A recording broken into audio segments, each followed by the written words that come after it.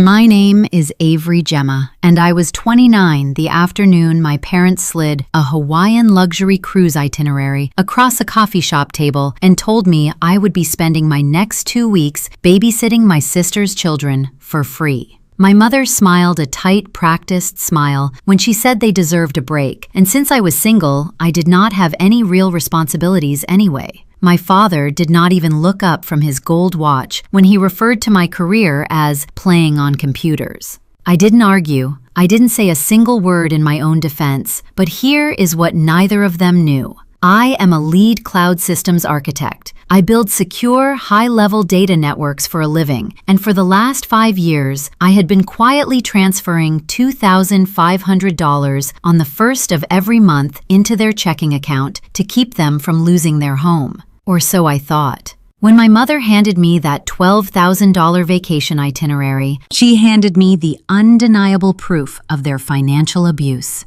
What happened when they tried to check their luggage at Seattle-Tacoma Airport 3 days later is the reason I am sitting here telling you this. Welcome back to Morning Revenge, where we share true stories of quiet victories, ironclad boundaries, and the exact moment someone finally unplugs a toxic family system.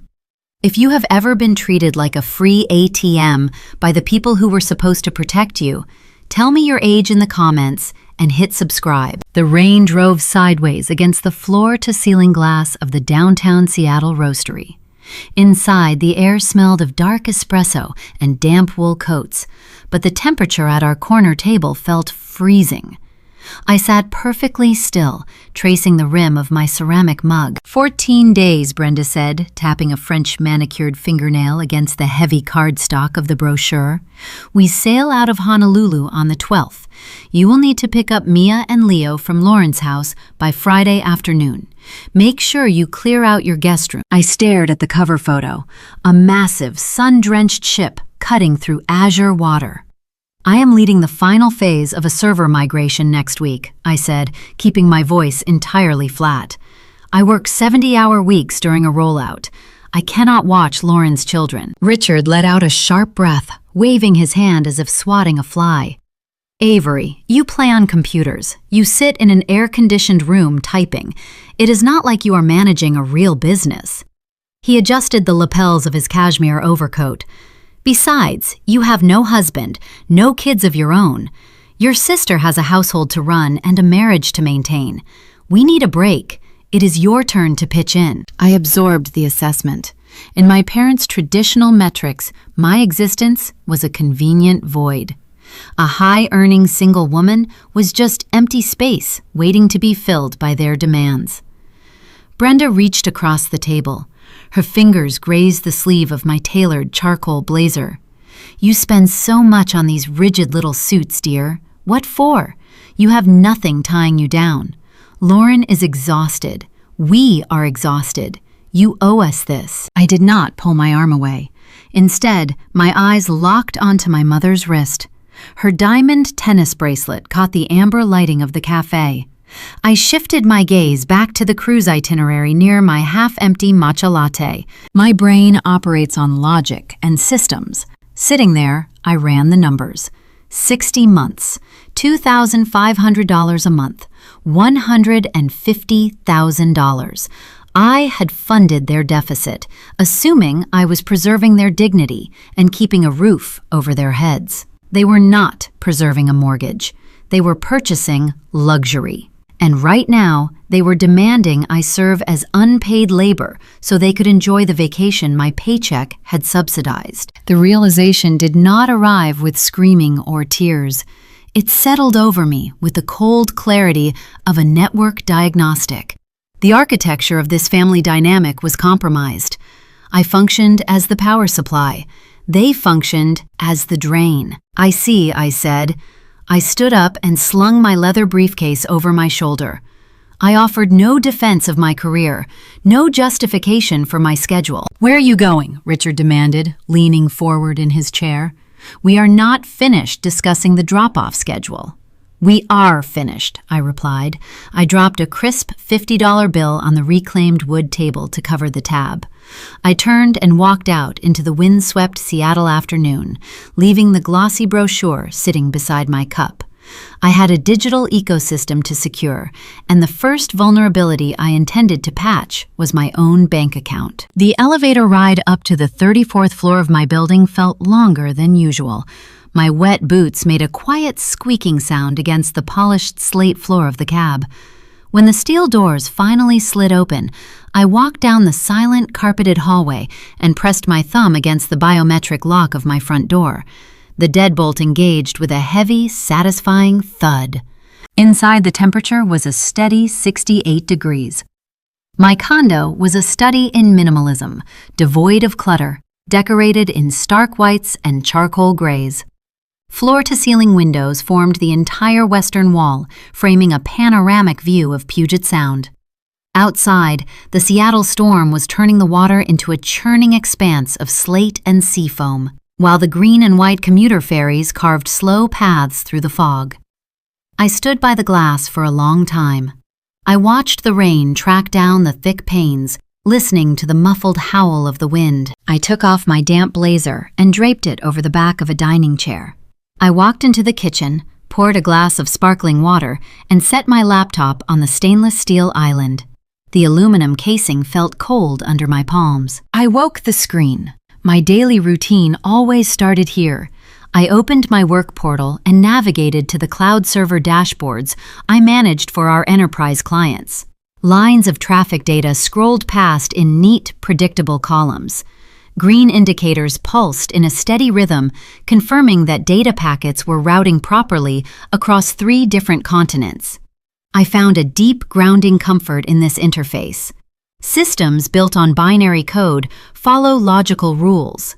A server either processes a request or it drops it. Hardware does not rely on emotional manipulation. A firewall does not demand gratitude for simply existing. There is a clean, undeniable truth to digital architecture that stood in stark contrast to the chaotic, grasping nature of my family. I minimized the work dashboard and opened a secure browser window. My fingers hovered over the keyboard. I needed to dismantle a system I had been running for half a decade. Growing up, I was trained to be the functional daughter. My older sister Lauren was the golden child, a title she earned by being loud, demanding, and constantly in need of rescue. Lauren required elaborate birthday parties, expensive tutors to pass basic math, and a wedding that rivaled a royal coronation. My parents eagerly funded every crisis and every triumph Lauren manufactured. I, on the other hand, was the quiet one. I got straight A grades without being asked. I secured a full academic scholarship to a prestigious university, saving them thousands. My mother used to pat my shoulder and tell her friends how easy I was to raise, how I never asked for a thing. I did not realize until much later that being easy to manage just meant you were easy to exploit. 5 years ago, I received my first major promotion to lead architect. My salary jumped into a tax bracket my parents could barely comprehend. 2 days after I shared the news, my father called. His voice was tight, practiced, heavy with manufactured shame. He spoke about a sudden shift in his pension payouts. He mentioned the rising property taxes on their home. He let the silence hang on the line, a masterful display of guilt, until I offered the solution he had designed me to offer. I set up an automated transfer, $2,500 scheduled for the first of every single month. It was a silent agreement. We never discussed it again. I assumed I was protecting their retirement, ensuring they would not lose the house I grew up in. I typed my credentials into my personal banking portal. The screen authenticated my login and loaded my primary dashboard. I clicked into the Recurring Transfers tab. There it was, a single line item sitting quietly in the digital ledger. Richard and Brenda Gemma, first of the month, active. I downloaded the historical statement for that specific routing number. A spreadsheet materialized on my screen, rows of identical transactions stretching back 60 months. I highlighted the column and glanced at the automatic sum generated at the bottom of the window, $150,000. I stared at the number. It was the price of a starter home. It was a robust retirement portfolio. It was years of my labor late nights debugging code and missed holidays. I had given it away willingly to protect a vulnerability that did not actually exist. I opened a new tab and typed in the name of the luxury cruise line from the brochure my mother had slid across the coffee shop table. I found the specific Hawaiian itinerary departing out of Honolulu on the 12th. I clicked through the booking options, matching the details Brenda had bragged about in previous conversations. Owner's suite, oceanfront balcony, premium dining packages. The checkout page generated a minimum subtotal of $12,400. My mother's diamond tennis bracelet flashed in my memory. My father's cashmere overcoat. The math laid itself bare, raw and undeniable. My parents were not struggling. They were laundering my empathy to subsidize a lifestyle they could not afford on their own. And their entitlement had grown so vast that they now expected me to provide free childcare for the golden child, while they spent my money on tropical excursions. I toggled back to my banking portal. I moved the cursor over the active transfer line. In my profession, when a network node begins draining resources without authorization, you do not send the node a warning message. You do not call a meeting to negotiate terms with a virus. You isolate the threat and you sever the connection. I clicked the button labeled Edit Schedule. A drop-down menu appeared. I moved the mouse down to the final option in red text. Delete recurring transaction. I expected a wave of familial guilt to wash over me. I expected my heart rate to spike or my hands to shake. Instead, I felt only the hum of the refrigerator in my quiet kitchen. I felt the steady rhythm of the rain against the glass. I clicked Delete. A confirmation box popped up in the center of the screen. Are you sure you wish to cancel this scheduled transfer? This action cannot be undone. I clicked Yes. The screen refreshed. The ledger cleared. The line item vanished into the digital void. I closed the laptop, the screen going dark. I did not draft a text message to my mother. I did not call my father to warn him. Establishing a boundary requires action, not debate. Providing notice would only invite a negotiation, and I was finished negotiating my worth. I looked at the digital calendar hanging on the wall near my entryway. Today was Monday. Their flight to Honolulu departed on Friday morning. The first day of the month fell on Thursday. For 5 years, they had relied on my Thursday deposit to clear their accounts, to pay down the credit cards they used for their luxury purchases, and to fund their weekend getaways. They were flying out on Friday, fully expecting an injection of $2,500 to cover their luggage fees, their airport drinks, and their vacation spending money. They were going to arrive at the ticketing counter at Seattle-Tacoma International Airport with maxed out limits and empty checking accounts. I picked up my glass of sparkling water and walked back to the window. The storm over Puget Sound was intensifying the waves, crashing harder against the distant piers. The countdown had officially started. I took a slow sip of water and let the system crash. Friday morning at Seattle-Tacoma International Airport presented a masterclass in organized chaos. Thousands of travelers flooded Terminal A. The air carried the mixed scents of floor wax, roasted coffee beans, and nervous sweat. Fluorescent lights reflected off the polished linoleum, illuminating a sea of rushing bodies and rolling suitcases. At the premier check-in counter, my parents stood separated from the frantic crowds by a velvet rope. Richard wore a tailored navy blazer and expensive loafers. Brenda stood beside him, draped in a silk scarf, resting one hand on a towering stack of matched designer luggage. They projected an image of effortless wealth, a carefully constructed illusion about to shatter under the weight of reality. The ticketing agent, a woman with tired eyes and a name tag that read Sarah, typed briskly on her keyboard. She informed them that their 4 oversized trunks incurred a heavy baggage surcharge. The total came to $800. Richard did not flinch. He produced a heavy, platinum credit card from his leather wallet with a practiced flick of his wrist and handed it across the counter. He offered a condescending smile, the kind reserved for service workers he considered beneath his notice. Sarah inserted the chip into the terminal. A few seconds passed. A short, flat beep echoed from the machine. "Declined," she said, her voice entirely neutral. "Do you have another form of payment?" Richard dropped his smile. He snatched the card back, his jaw tightening. He muttered a complaint about bank security algorithms flagging legitimate travel expenses. He pulled out a gold card, his secondary account, and thrust it toward the agent. The machine processed the chip. The same flat beep sounded. "Declined," Sarah repeated. A restless murmur rippled through the long line of passengers standing behind the velvet rope. People shifted their weight, checking their watches. The sound grated on Richard. He hated public embarrassment more than anything in the world. His face flushed a deep, mottled red. "Run it again," Richard demanded, his voice rising in volume. "There is plenty of capital in that account. Your machine is malfunctioning. Get your manager out here right now." While Richard initiated his tirade, Brenda reached into her designer handbag. Her hands trembled slightly as she pulled out her smartphone. She opened her banking application, relying on facial recognition to unlock the screen. She navigated to their primary joint checking account. She expected to see the comfortable cushion of my $2,500 deposit, the funds that always arrived on the first Thursday of the month. Instead, the screen displayed a negative balance in bright red text. Brenda refreshed the application.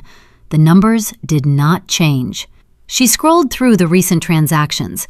She saw the automatic payments for their expensive car insurance, the utility bills for their large house, and the grocery deliveries.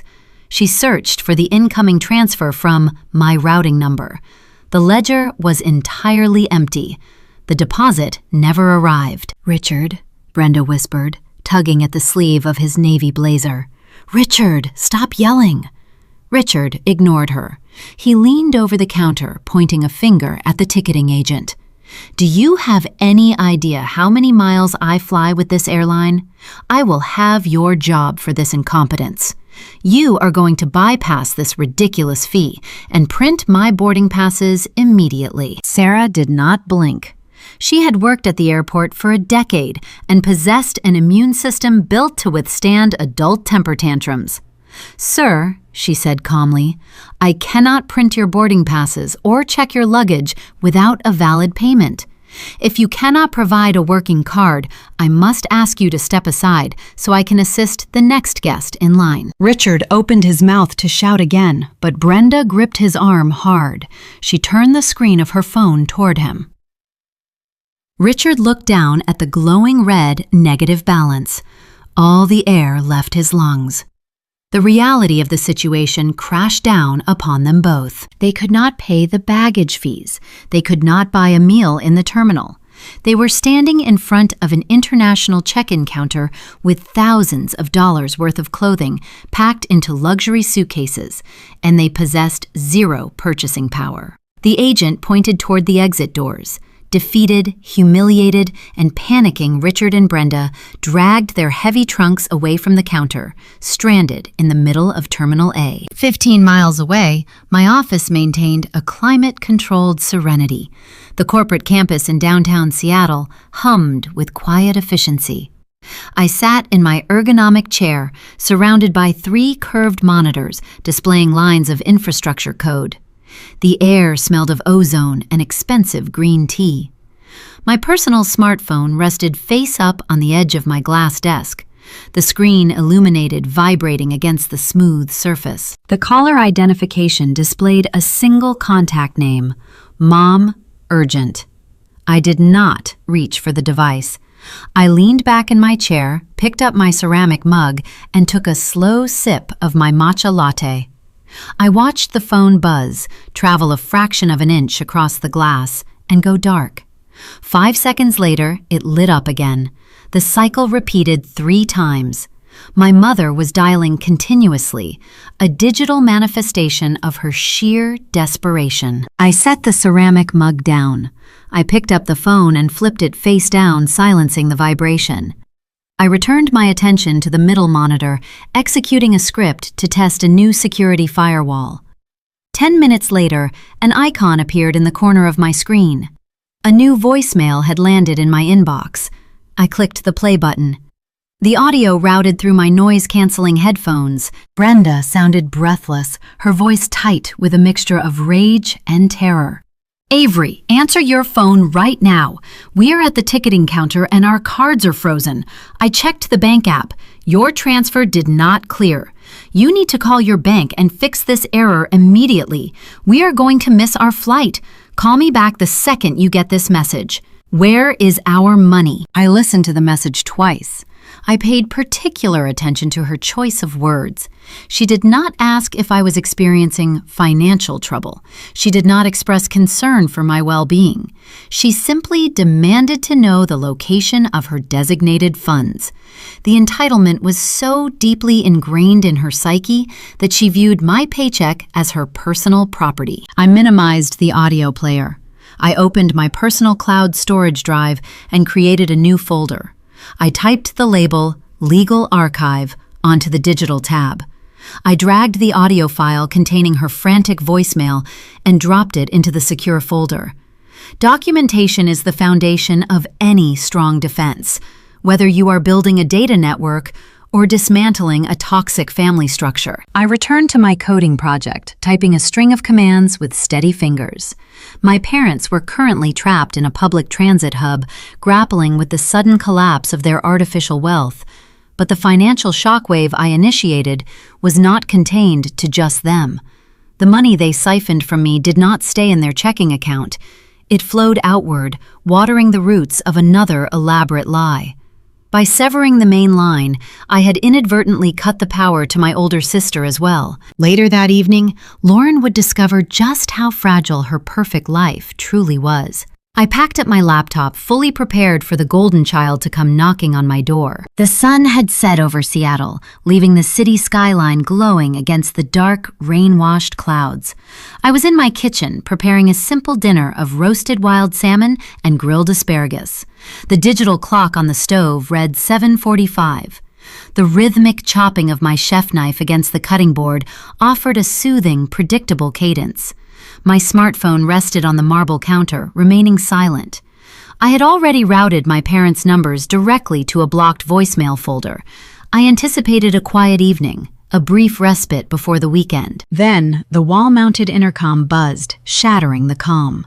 It was Thomas, the evening concierge for my building. He sounded deeply apologetic. He informed me my sister was standing at the front desk, demanding immediate access to the secure residential elevators. I instructed Thomas to keep her downstairs in the lobby. I would come down to meet her. I refused to let her frantic, entitled energy contaminate my personal sanctuary. I wiped my hands on a towel, smoothed the front of my dark cashmere sweater, and headed for the door. Lauren was 4 years older than me and lived a life constructed entirely for social media consumption. Her husband, Greg, ran a technology startup that always seemed to reside in a perpetual phase of seeking venture capital without ever launching a viable product. They lived in a sprawling, modern farmhouse in Bellevue, sent their children to a private preschool they could ill afford, and maintained a pristine public image of effortless affluence. Growing up, our parents praised Lauren for her ambition, which was just a polite way of saying she possessed a relentless drive to acquire expensive things. They conditioned her to believe she was the main character of our family unit. Whenever Lauren failed, my parents rushed in to cushion the fall financially and emotionally. I was merely the supporting cast, the quiet younger sister expected to stay out of the way and manage my own problems. I earned my degrees, secured my high-paying career, and asked them for nothing. They interpreted my self-reliance as a resource they could freely harvest to keep Lauren comfortable. I stepped out of the elevator into the expansive marble-floored lobby. The space was designed to intimidate, featuring towering concrete columns and minimalist leather seating. Lauren paced near the security desk like a caged animal. She wore a beige trench coat and oversized sunglasses despite the dark evening outside. When she spotted me, she marched forward, her heels clicking sharply against the polished stone. I observed her closely as she approached. For a woman obsessed with projecting perfection, the cracks in her facade were glaringly obvious tonight. She clutched a designer leather handbag, but the corners of the purse were visibly scuffed, the gold hardware scratched and dull. Her knuckles were white from gripping the strap so tightly. Her hands trembled as she pulled the sunglasses off her face, revealing bloodshot eyes and hastily applied makeup. The pristine veneer of the Bellevue socialite was fracturing under the weight of sudden financial panic. "You are not answering your phone," Lauren snapped, bypassing any standard greeting. "Mom is having a nervous breakdown in her living room. They missed their flight to Honolulu. Their credit cards are locked. And now my entire weekend is ruined because you decided to throw a temper tantrum. I have a vital wellness retreat booked in Sedona tomorrow morning, and you are going to take Mia and Leo right now." I kept my posture relaxed, folding my arms across my chest. "I am not taking your children, Lauren," I stated, keeping my tone clinical and detached. I communicated my work schedule clearly. "I have a major infrastructure migration to manage. Your wellness retreat is not my responsibility." Lauren scoffed an ugly, guttural sound that echoed off the high ceilings. "Do not play the busy professional card with me. You sit at a desk. You do not have a real family." Mom and Dad always promised to take the kids when I needed a break, and now they are stuck in Seattle because you cut off their banking access. "You are going to fix this," my sister demanded, stepping closer. "You are going to transfer the funds to them right now so they can book a new flight, and then you are taking my kids upstairs to your apartment." I looked at my older sister, analyzing the sheer audacity of her demands. I saw the desperation bleeding through her arrogant posture. "I will not be bullied into providing free childcare," I replied, my voice steady. "Nor will I continue to fund our parents' luxury vacations. The financial arrangement is permanently terminated. They are adults. They can pay for their own cruises." Lauren lost whatever fragile grip she held on her composure. Her face contorted, flushing a deep, angry crimson. She stepped forward, pointing a trembling finger at my chest. "Cruises!" she shrieked. "Do you honestly think this is about a vacation? How are Mom and Dad supposed to pay for Greg's car lease now?" The words hung in the cold air. The lobby fell dead silent. Even Thomas, the concierge, stopped typing at his security desk. I did not react physically, but my mind raced, processing the new data point. Greg drove a custom-imported electric SUV, a vehicle that leased for at least $1,500 a month. My parents had claimed they needed my monthly deposit to save their house, to pay their rising property taxes to survive a sudden pension cut. They had lied. They were not using my hard-earned salary to protect their retirement. They were acting as a financial conduit, laundering my money straight into Lauren and Greg's bank accounts to subsidize a fake lifestyle. I was not just funding my parents. I was funding my sister's fraudulent existence. The final trace of familial obligation I held for these people evaporated in an instant. The cold detachment inside my chest solidified into something unbreakable, forged by the sheer magnitude of their deception. I looked at Lauren. Her chest heaved. She realized what she had just confessed. The color drained from her cheeks, replacing the angry red with a sickly pale white. She clamped her mouth shut, her scuffed handbag dropping slightly as her posture sagged in defeat. "You just answered a question I did not even know I needed to ask," I said, my voice dropping to a quiet, lethal register. I stepped backward, putting physical distance between us. "Tell Greg to return the car. Tell Mom and Dad to learn how to budget. And tell yourself whatever you need to survive the weekend, because my wallet is closed forever." I turned my back on her and walked toward the elevators. Lauren stood frozen in the center of the vast lobby, furious, terrified, and entirely out of options. I knew this was not the end. The money pipeline had burst, and the resulting flood was going to push my parents into a desperate corner. They would come for me tomorrow, expecting an emotional fight, but they had no idea they were walking into a tactical trap. Saturday morning arrived with a pale, washed-out sunlight piercing the Seattle cloud cover. I reserved the executive boardroom on the amenities floor of my residential tower. The space was designed for high-level corporate negotiations, featuring soundproof glass walls, a polished concrete floor, and a massive slate table positioned directly in the center. The room felt cold, sterile, and entirely stripped of sentiment. It was the perfect environment for a termination. I dressed with deliberate precision. I selected a tailored navy sheath dress and sharp-pointed leather heels. My hair was pulled back into a severe, immaculate knot. In any conflict, the side that controls the visual narrative dictates the power dynamic. My parents expected to find a weeping, guilt-ridden daughter pacing around a messy living room, desperate to beg for their forgiveness. I intended to present them with an impenetrable corporate entity. At precisely 9 o'clock, the heavy oak doors swung open. Richard and Brenda marched into the room. They looked haggard, carrying the residual exhaustion of their airport humiliation. Richard wore a wrinkled polo shirt, his face drawn and tense. Brenda held a crumpled tissue, her eyes red-rimmed and darting around the expansive boardroom, clearly thrown off balance by the formal setting. Richard did not waste time. He slammed his palms down on the edge of the slate table, leaning forward to project dominance. He had used this exact posture my entire life whenever he wanted to enforce compliance. Growing up, my father loved delivering long, booming lectures about the value of a hard-earned dollar and the sacred duty of familial loyalty. He positioned himself as a patriarch of undeniable moral authority.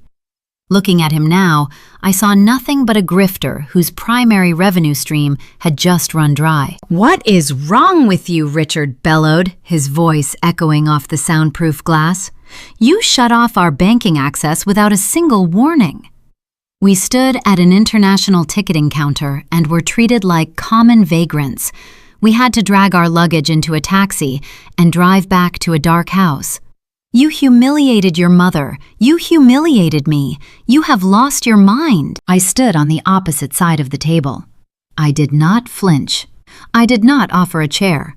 I simply watched his face turn a blotchy, uneven purple. "You are going to fix this banking error immediately," he ordered, pointing a thick finger at my face. "You are going to deposit an extra $5,000 to cover the rebooking fees, and then you are going to apologize to your mother for ruining her anniversary trip. This level of disrespect is unforgivable. We are your family. You owe us your obedience." When Richard ran out of breath, Brenda stepped forward to deploy her preferred weapon. She pressed the crumpled tissue to her nose and let out a dramatic, wavering sob. Brenda possessed a unique talent for manufacturing instant victimhood. She used tears to extract discounts from retail managers and to force apologies from anyone who dared to set a boundary. "Avery, how could you do this to us?" Brenda cried, her voice trembling with engineered heartbreak. "We worked so hard to raise you. We sacrificed everything for you and your sister. This cruise was our dream. We planned it for months. We just wanted a few weeks of peace, and you destroyed our dream over a petty misunderstanding. I have never felt so betrayed in my entire life." I let her tears fall. I let the silence stretch out, filling the cold space between us. In the past, this was the exact moment I would cave. I would rush forward, apologizing profusely, offering whatever resources they demanded just to restore the peace. Today, I remained anchored in place. I reached down and picked up a thick stack of printed paper resting on the slate surface. I slid the document across the smooth table. It stopped inches from Richard's hands. "That is a complete ledger," I stated, my voice echoing with a flat, clinical resonance. "It contains every incoming and outgoing transaction from your primary checking account over the last 60 months. It is legally obtained documentation. I suggest you open it." Richard glared at the stack, refusing to touch it. "What is this garbage?" he muttered, though his bluster faltered slightly. "Since you seem confused about the nature of our relationship, I will summarize the data." I continued, interlocking my fingers and resting them on the table. 5 years ago, you claimed your pension was slashed. You claimed the bank was threatening to foreclose on your property. You presented a crisis. I provided a solution. $2,500 a month. Over 60 months, I deposited exactly $150,000 into your possession. Brenda stopped crying. The tissue dropped slightly from her face. I assumed I was preserving your retirement, I said, staring directly into my father's eyes. But algorithms do not lie. I audited your spending. You did not pay off a mortgage. You did not cover medical debts. You took my salary and you used it to fund luxury vacations, premium cable packages, and expensive restaurant dinners. And what you did not spend on yourselves, you funneled directly to my sister. Richard swallowed hard. His throat visibly bobbed. You do not know what you are talking about, he stammered, crossing his arms defensively. We helped Lauren with a few minor expenses. That is what parents do. They help their children. Paying the lease on Greg's imported electric sports car is not a minor expense. I corrected him instantly. Subsidizing Lauren's private wellness retreats is not a parental duty. You created a money laundering pipeline. You extracted capital from the daughter you viewed as a disposable asset, and you diverted it to fund the fraudulent lifestyle of your golden child. The silence that followed was absolute. The ambient hum of the building ventilation system was the only sound in the room. Richard and Brenda stared at me as if they were looking at a stranger. They expected an emotional, hysterical girl they could easily manipulate with guilt and shouting. Instead, they were facing an architect who had just mapped every vulnerability in their system. You did not keep me around because you loved my company, I said, my tone dropping to a quiet, lethal calm. You kept me around because I was profitable. That business relationship is now permanently terminated. Brenda opened her mouth to speak, but no words emerged. The psychological shock of having their deepest, ugliest secret laid bare on a conference table paralyzed them. They realized with crushing certainty that they could not scream, cry, or guilt their way back into my wallet. The truth was documented in black and white. I stepped back from the table. Take the ledger, I instructed them. Read it carefully. I am revoking your access to my building.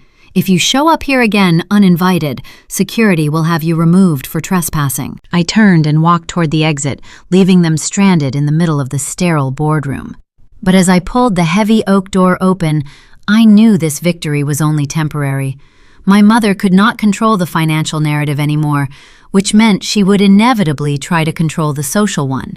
Brenda operated on a scorched earth policy. If she could not have my money, she would try to destroy my reputation. I walked back to the elevators, fully bracing for the digital smear campaign that was about to erupt across our entire extended family. The digital smear campaign launched exactly 24 hours after my parents retreated from the residential boardroom. I was standing in my quiet kitchen on Sunday morning, watching the rain wash over the Seattle skyline. The storm had broken, leaving a gray, persistent drizzle. I was grinding fresh coffee beans when my smartphone vibrated against the cool marble counter. It buzzed a single time, then it buzzed twice. A moment later, the device initiated a continuous, relentless vibration that signaled a coordinated digital strike. I wiped my hands on a dry towel and picked up the phone. The notifications cascaded down the screen in a rapid, overlapping sequence. Brenda had activated her secondary weapon. If she could not control my bank account, she would attempt to incinerate my reputation. I opened the primary social networking application to assess the damage. My mother had published a long public statement tagging 24 extended family members to ensure maximum visibility across our entire social circle. I read the paragraphs with the detached clinical curiosity of an analyst reviewing a malware signature. Brenda had crafted a masterpiece of pure fiction.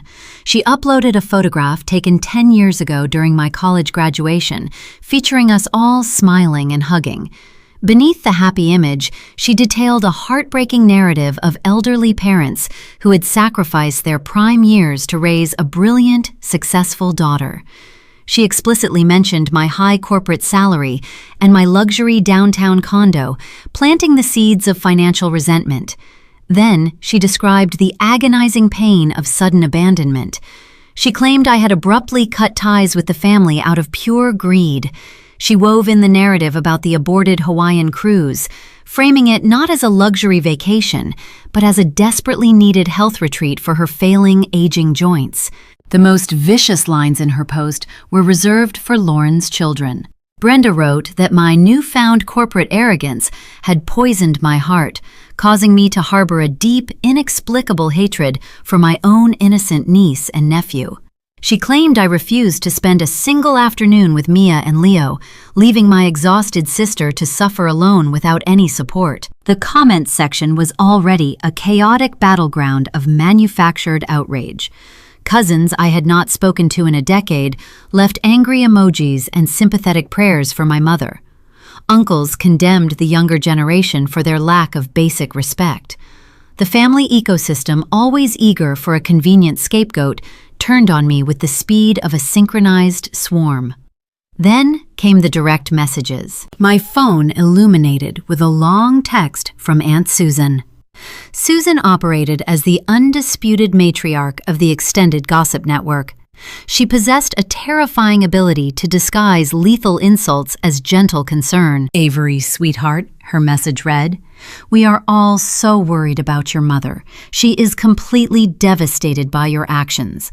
I know your demanding job makes you hard, and living alone in that empty apartment must make it difficult to understand the daily sacrifices of a real family. But you cannot abandon your own blood over money. Please call your parents and apologize before you end up entirely alone. I stared at the glowing screen. The text represented the perfect pebble, a small, seemingly smooth object designed to inflict maximum psychological damage. Susan weaponized my single status, implying that because I did not have a husband or children, my life was inherently hollow and devoid of actual value. She framed my financial independence and my career not as achievements, but as personality defects that blinded me to the meaning of love. In my early 20s, an attack of this magnitude would have broken me.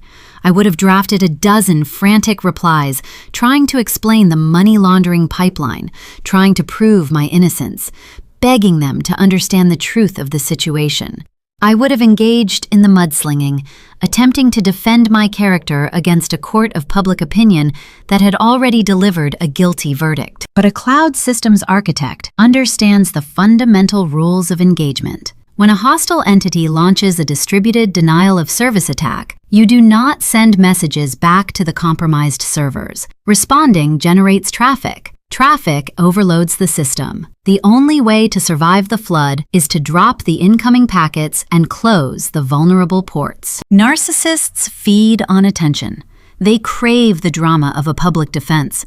They want the screaming match because the resulting chaos allows them to obscure the underlying facts. I decided to starve them. I did not type a single reply to Aunt Susan. I did not leave a comment on my mother's post to correct her lies. I did not attempt to share my side of the story in the family group chat. Instead, I took screenshots. I captured every defamatory sentence Brenda published on her timeline. I archived the angry, misguided comments from the extended relatives. I saved Aunt Susan's passive-aggressive text message. I collected the digital evidence, methodically transferring every image file into the secure folder labeled Legal Archive on my encrypted hard drive. I recognized that engaging with their delusion gave them a sense of power. My silence would drive them insane. They would check their phones obsessively, waiting for my angry retort, waiting for the tearful apology, waiting for any sign that their emotional terrorism had successfully breached my defenses. When I finished cataloging the evidence, I opened my phone settings. I muted the notifications for the family group chat. I restricted my mother's social profile so she could no longer tag me or see my activity. I set Aunt Susan's messages to route directly to a hidden archive folder where they would not trigger an alert. The digital barrage ceased instantly. My kitchen returned to its peaceful silence. The smell of freshly brewed dark roast coffee filled the air, grounding me in the present moment. The tension in my chest dissolved into a cold, focused energy. The social isolation they tried to impose on me did not feel like a punishment. It felt like a fortress. They had handed me the gift of total silence, removing the final strings of familial guilt that tethered me to their dysfunction. Furthermore, I knew this meticulous documentation would serve a devastating purpose in the near future. When the truth inevitably surfaced, these screenshots would form an inescapable cage of their own making. My mother was currently writing the script for her own public destruction. I carried my coffee to the kitchen island and opened my laptop. The social warfare was merely a distraction, a loud diversion designed to draw my attention away from the real vulnerability in their architecture. My mother was panicking and lashing out because the money pipeline had collapsed. But the pipeline was built to sustain Greg and Lauren. If my sister and her husband were genuinely successful, the loss of my $2,500 monthly deposit would be a minor inconvenience, not an apocalyptic event. I thought back to the previous evening in the lobby. Lauren had screamed about Greg's imported car lease. Her designer handbag was visibly scuffed. Her hands had trembled with a terror that went far beyond missing a wellness retreat. People do not unravel that quickly over a missed car payment. There was a massive structural failure hidden beneath my sister's perfect Bellevue facade. My parents were willing to destroy my reputation and alienate their youngest daughter just to protect Lauren's secret. I took a slow sip of my coffee. The time for defensive maneuvering was over. I needed to know exactly why my sister was bleeding capital at such an alarming rate. I minimized the social media platforms and opened a secure search terminal. I prepared to deploy my analytical skills to dig through public property records, court filings, and state financial registries. The true nature of their desperation was hiding in the data, and I was going straight into the shadows to pull it out into the light. Sunday afternoon bled into early evening. The gray drizzle outside my windows deepened into a heavy, unbroken slate. I cleared my kitchen island, opening a fresh browser instance secured behind an encrypted virtual private network. Data never lies. Human beings craft elaborate fictions, but their financial footprints always reveal the truth. If my sister and her husband were extracting $2,500 a month from my parents just to survive their polished Bellevue lifestyle, was a structural illusion. I intended to find the cracks. I started with the Washington State Department of Revenue database. Greg ran a tech startup called Catalyst Dynamics. He frequently boasted at family holidays about disrupting the logistics sector. I bypassed his flashy corporate website and pulled the underlying state filings for his limited liability corporation. The status text displayed in stark red font: inactive, administrative dissolution. The state had revoked their operating privileges 6 months ago for failure to file annual reports and pay basic licensing fees. Catalyst Dynamics was dead. I needed qualitative context to accompany the raw data. I picked up my smartphone and dialed Marcus. We crossed paths during a severe data migration project 2 years ago. He now worked as a senior risk assessor for a prominent Seattle venture capital firm, maintaining an encyclopedic knowledge of the local tech ecosystem. He answered on the second ring, the sound of a crowded restaurant in the background. "Avery," he said, his tone warm but rushed. "Tell me, you are calling to accept the infrastructure director position we offered you last quarter." "Not today, Marcus," I replied. "I need a quiet favor. I need a read on Catalyst Dynamics. Greg is my brother-in-law." A heavy pause settled over the line. The background noise seemed to drop away. "Avery," Marcus said, lowering his voice, "that company is a ghost ship. The seed investors walked away last autumn. Greg burned through a substantial amount of capital attempting to scale a product that never passed beta testing. He is blacklisted at 3 major venture firms. No one is giving him another cent." "Thank you, Marcus," I said. That is exactly what I needed to know. I disconnected the call. The pieces were beginning to align, but a failed startup did not explain the sheer panic I witnessed in my sister the previous night. Entrepreneurs fail every day in Seattle. They liquidate, restructure, and find a mid-level management job. They do not send their wives to scream at relatives in residential lobbies over a car lease. There was another variable in the equation, a persistent leak draining whatever equity they had left. I shifted my focus to physical assets. I accessed a public auction portal used by regional banks to liquidate repossessed collateral. I ran a search querying Greg's full legal name. The system returned a single hit. A photograph loaded on my screen featuring a 24-foot Mastercraft wakeboarding boat. The vessel sported a custom metallic blue hull and premium leather seating. Lauren had posted dozens of pictures lounging on that exact deck last summer, holding a glass of expensive champagne, using hashtags that celebrated the rewards of hard work. The listing details indicated the bank had seized the boat 90 days ago. It was currently sitting in a secured impound lot in Tacoma, awaiting public auction. I stared at the image. The boat was the pebble, the first tangible piece of debris indicating a much larger avalanche. A man does not let his prized recreational vehicle get repossessed unless his primary checking accounts are entirely depleted. If the toys were gone, the shelter was next. I navigated to the King County Recorder website.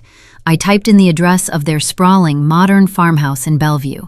The county property database provides a chronological ledger of every deed lien and legal action tied to a specific parcel of land. The screen populated with a long list of documents. I scrolled past the initial mortgage deed from 4 years ago. I scrolled past a secondary home equity line of credit filed 2 years later. At the very top of the list, filed just 45 days ago, sat a devastating legal instrument. Notice of default. I clicked the link to download the public PDF. The text was dry, legal, and merciless. Greg and Lauren were 6 months behind on their mortgage payments. The bank had officially initiated pre-foreclosure proceedings. If they did not cure the arrears by the end of the quarter, the property would be auctioned on the county courthouse steps. My sister was living in a house she no longer owned. The magnitude of the deception settled over me. Lauren had been lying to the entire family.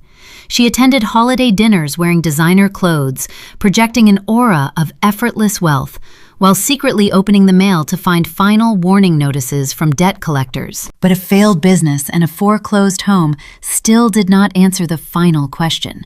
Greg had secured significant venture funding. They possessed substantial equity in the house before taking out the second line of credit.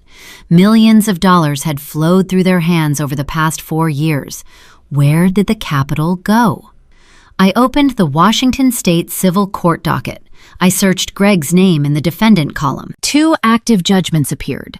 They were not filed by standard credit card companies or auto lenders. They were filed by a notoriously aggressive collection agency based in Nevada, an entity that primarily serviced high-interest personal loans and casino markers. The final puzzle piece locked into position. Greg was drowning in debt from a hidden gambling addiction.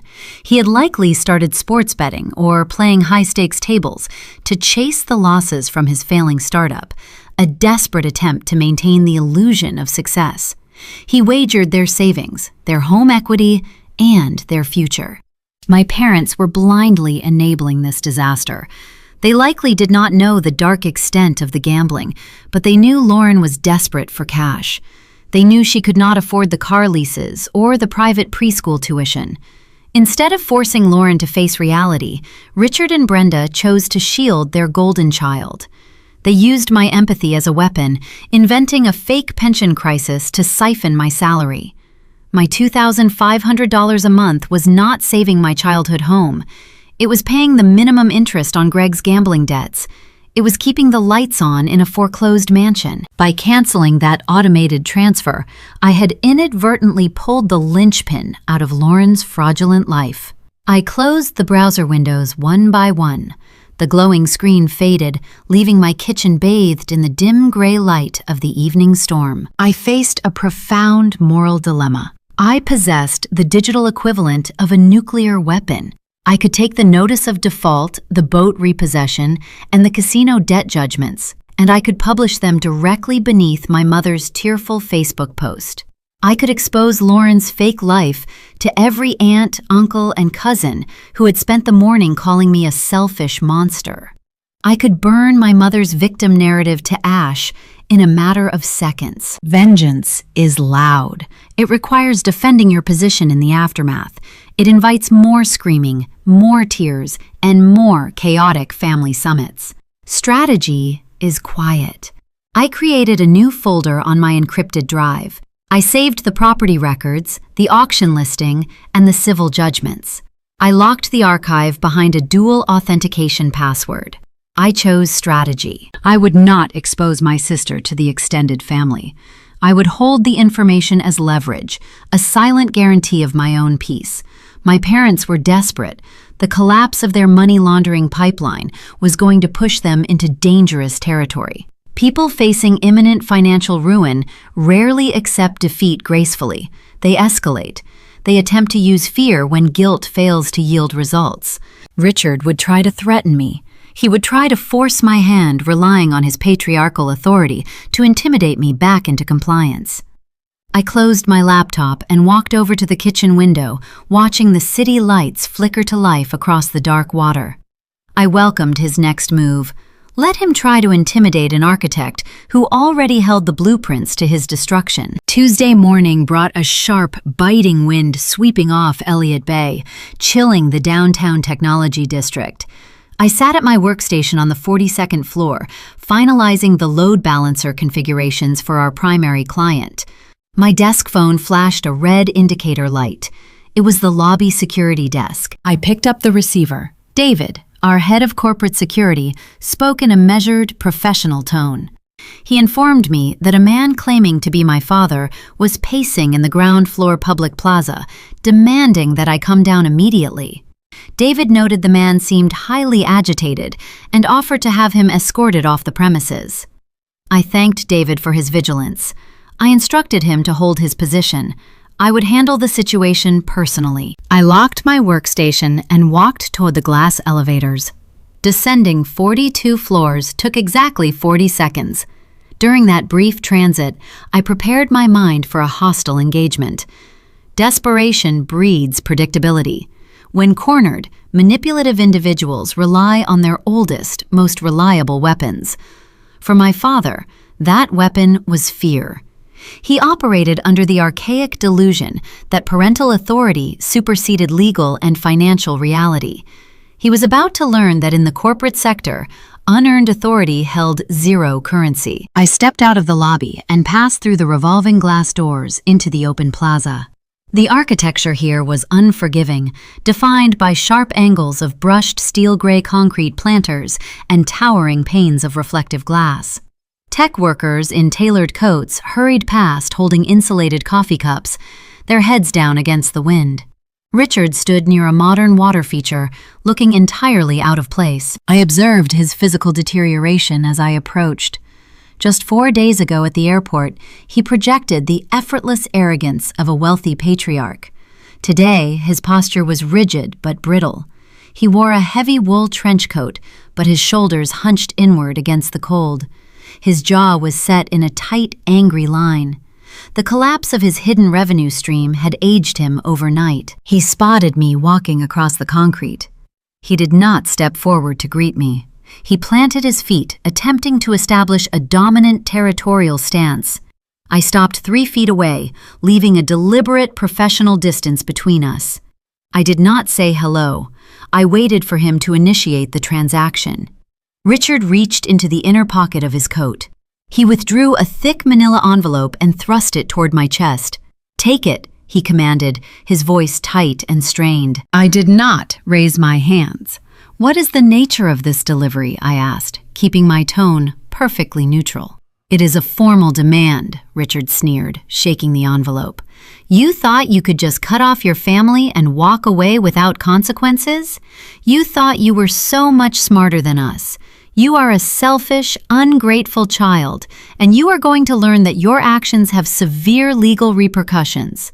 Open it. I calmly reached out and accepted the envelope. I pulled the flap back and extracted a single stack of paper. The document was stapled in the top left corner, printed on heavy bond paper to simulate official legal stationery. The heading at the top read, "Demand for Repayment," in bold, capitalized letters. I scanned the paragraphs with the detached efficiency of a machine parsing code. The text was filled with pseudo-legal jargon citing fictitious statutes regarding familial obligation. The core argument claimed that I owed my parents a retroactive sum for my college tuition, campus housing, and basic living expenses accumulated over a decade ago.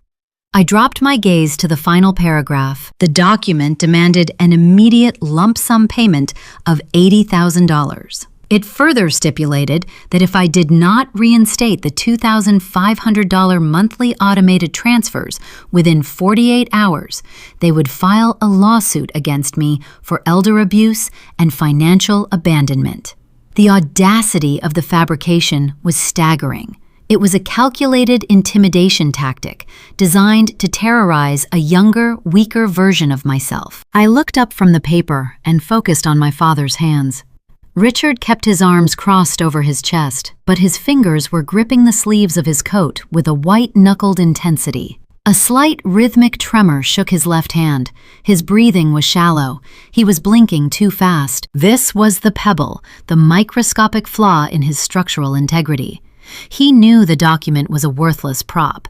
He had likely typed it himself on his home computer, downloading a generic template from the internet. He was terrified. He was playing his final card, betting everything on the hope that I was still the compliant, easily frightened girl he raised. I folded the fake legal demand into precise thirds. I unzipped my leather briefcase and slid the document inside, securing it in a side pocket. You seem remarkably confident for someone who just received a lawsuit, Richard growled, attempting to mask his nervous tremor with a fresh layer of aggression. Our lawyer is ready to file the paperwork on Friday. We will drag you through the courts. We will garnish your corporate wages. You are going to pay back every cent you owe us. I clasped my hands in front of me. I am evaluating the logic of your claim, I replied quietly. You are demanding $80,000 for my university tuition and room and board. That is correct, he snapped. That is fascinating, I countered, my voice dropping to a low, icy register. Because I achieved a national merit designation in high school, I was awarded a full academic grant by the university endowment. My tuition cost you nothing. Furthermore, I worked 20 hours a week at the campus technology help desk to pay for my off-campus apartment and my groceries. You did not contribute a single dollar to my higher education. I possess the historical tax filings, the university billing statements, and my old pay stubs to prove it. Richard shifted his weight.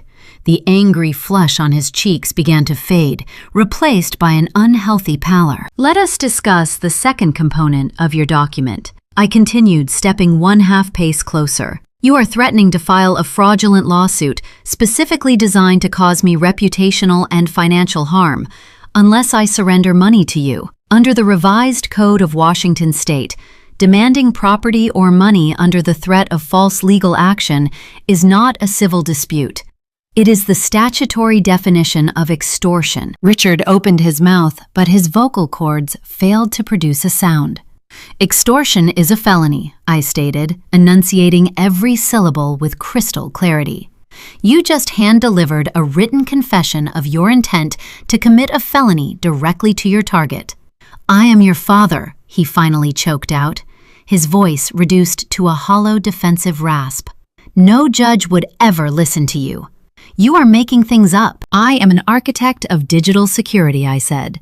I do not make things up. I collect data, just like I collected the data on your Bellevue money laundering operation. The remaining color drained entirely from his face. He looked as though I had just struck him with a physical blow. "I know about Greg," I told him, delivering the final, fatal strike to his illusion. "I know Catalyst Dynamics was dissolved by the state. I know the bank repossessed his custom wakeboarding boat. And I know about the Nevada Collection Agency chasing his casino markers. You took my salary and you funneled it to a gambling addict to protect Lauren from reality." Richard took a stumbling step backward. His eyes darted around the public plaza as if realizing for the first time that we were standing in the middle of a corporate campus, surrounded by witnesses, security cameras, and harsh daylight. "If you ever threaten me with frivolous legal action again," I said, maintaining my quiet, lethal tone, "I will not hire a defense attorney. I will simply forward this printed extortion attempt, along with the complete 60-month ledger of your bank transfers to Greg, directly to the Internal Revenue Service. I am quite certain the federal government will be highly interested in auditing 5 years of undeclared financial gifts distributed to a foreclosed household." The trap he tried to set for me snapped shut around his own throat. He realized he held zero leverage. He possessed no authority. He was simply an aging, desperate man standing in the cold, holding a worthless hand of cards. Richard did not say goodbye. He did not attempt a final insult. He turned around and walked away, his shoulders slumping, his expensive wool coat offering no protection against the freezing reality of his situation. I watched him retreat until he disappeared around the corner of the concrete parking structure. I turned and walked back through the revolving glass doors. The lobby was warm and secure. I had neutralized the immediate threat, but the financial gravity of Greg's gambling debt was an inescapable force. Without my capital to delay the inevitable, Lauren's world was about to collapse inward. The golden child was losing her mansion, and she had only one place left to go.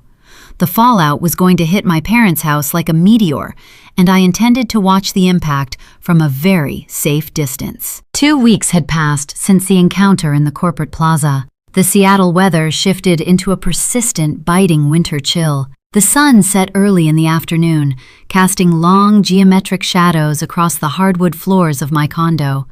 I spent my evenings enjoying a profound, undisturbed quiet. I reorganized my cloud server architectures. I read thick, hardcover novels. The constant underlying anxiety that used to govern my daily routine dissolved into empty space. I had successfully isolated the infected network nodes. On a Tuesday evening, my smartphone screen illuminated on the kitchen counter. The caller identification displayed my mother's cell phone number. I had previously routed her incoming communications to a silent archive. However, I tracked the King County foreclosure timeline on my personal calendar. Greg and Lauren were rapidly approaching their final eviction deadline. A cold, clinical curiosity prompted me to slide my finger across the glass screen and accept the connection. I did not speak a greeting. I simply held the device to my ear and monitored the transmission. The audio feed presented a chaotic symphony of domestic collapse. Brenda was weeping. The sound lacked her usual manufactured cadence, designed to extract sympathy or retail discounts. This was a ragged, breathless panic. Beneath her crying, I heard the unmistakable sharp, haughty commands of my older sister. Lauren was screaming about the humidity in the spare bedroom, ruining her designer silk blouses. She was demanding that someone carry her matching leather luggage up the narrow staircase. Avery Brenda gasped into the microphone. "Avery, please do not disconnect the line. Greg is gone. He packed a nylon duffel bag and left the house in the middle of the night. He took the last remaining credit card. The bank served the final eviction notice this morning. Lauren had to pack Mia and Leo into a rideshare vehicle and come here. We have nowhere else to put them." I leaned against the marble island, visualizing the scene unfolding in my childhood home. Lauren was 33 years old, a woman who spent the last decade mocking my practical choices and flaunting her apparent wealth.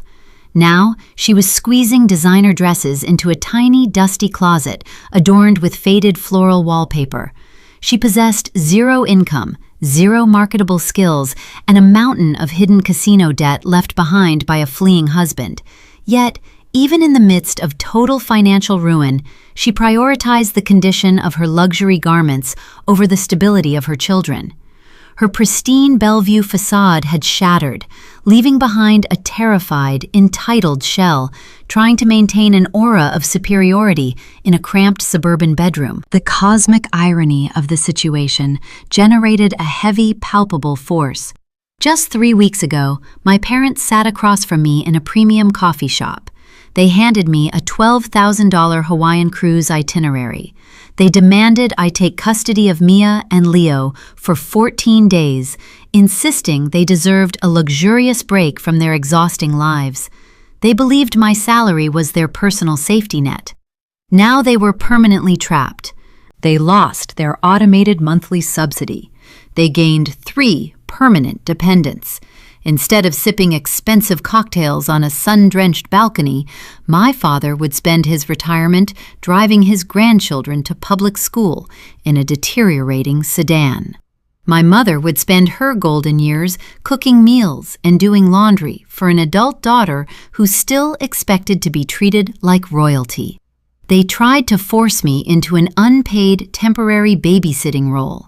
The universe responded by handing them a permanent sentence of chaotic, unfunded childcare. "We do not have enough space," Brenda sobbed, pulling my attention back to the current crisis. "Your father is trying to sleep on the living room sofa. The kids are crying. They do not understand why they cannot go back to their big bedrooms. Lauren is falling apart. We cannot survive this reality, Avery. We cannot afford the extra utility costs. We cannot afford the groceries to feed 3 additional mouths." She paused, gathering her breath for the inevitable request. "I need you to reinstate the transfer," she pleaded. "Just a temporary loan, a few $1,000s a month to keep the refrigerator full until Lauren finds a divorce attorney and gets back on her feet. You cannot let your own niece and nephew starve. Please show some compassion." She utilized the children as a blunt instrument, hoping their innocence would breach my defensive perimeter. I stood in my silent kitchen and experienced a genuine painful ache in my chest. Mia was 7, Leo was 5. They did not choose to be born into an ecosystem built on lies and unearned entitlement. They were innocent casualties caught in the blast radius of Greg's gambling addiction and Lauren's vanity. The thought of those kids going to bed hungry sparked a deep biological instinct to protect them. But I am an architect. I understand how systems route resources. If I wired a lump sum of liquid cash to my mother's bank account, those funds would never reach the children's plates. Lauren would intercept the capital to pay her premium cellular bill. She would order expensive takeout meals to maintain her illusion of status. My father would redirect the money to cover his own outstanding debts. Handing cash to Brenda was equivalent to pouring clean water into a toxic well. The children would remain thirsty, and the adults would continue their dysfunction. I took a slow, measured breath. "I am listening to you," I said, keeping my voice level and devoid of any emotional vulnerability. "I hear the distress in your environment, but my position remains unchanged. I will not transfer a single cent of liquid cash to your banking institution. That pipeline is permanently dismantled." Brenda let out a sharp wail. "How can you be so cold?" she demanded.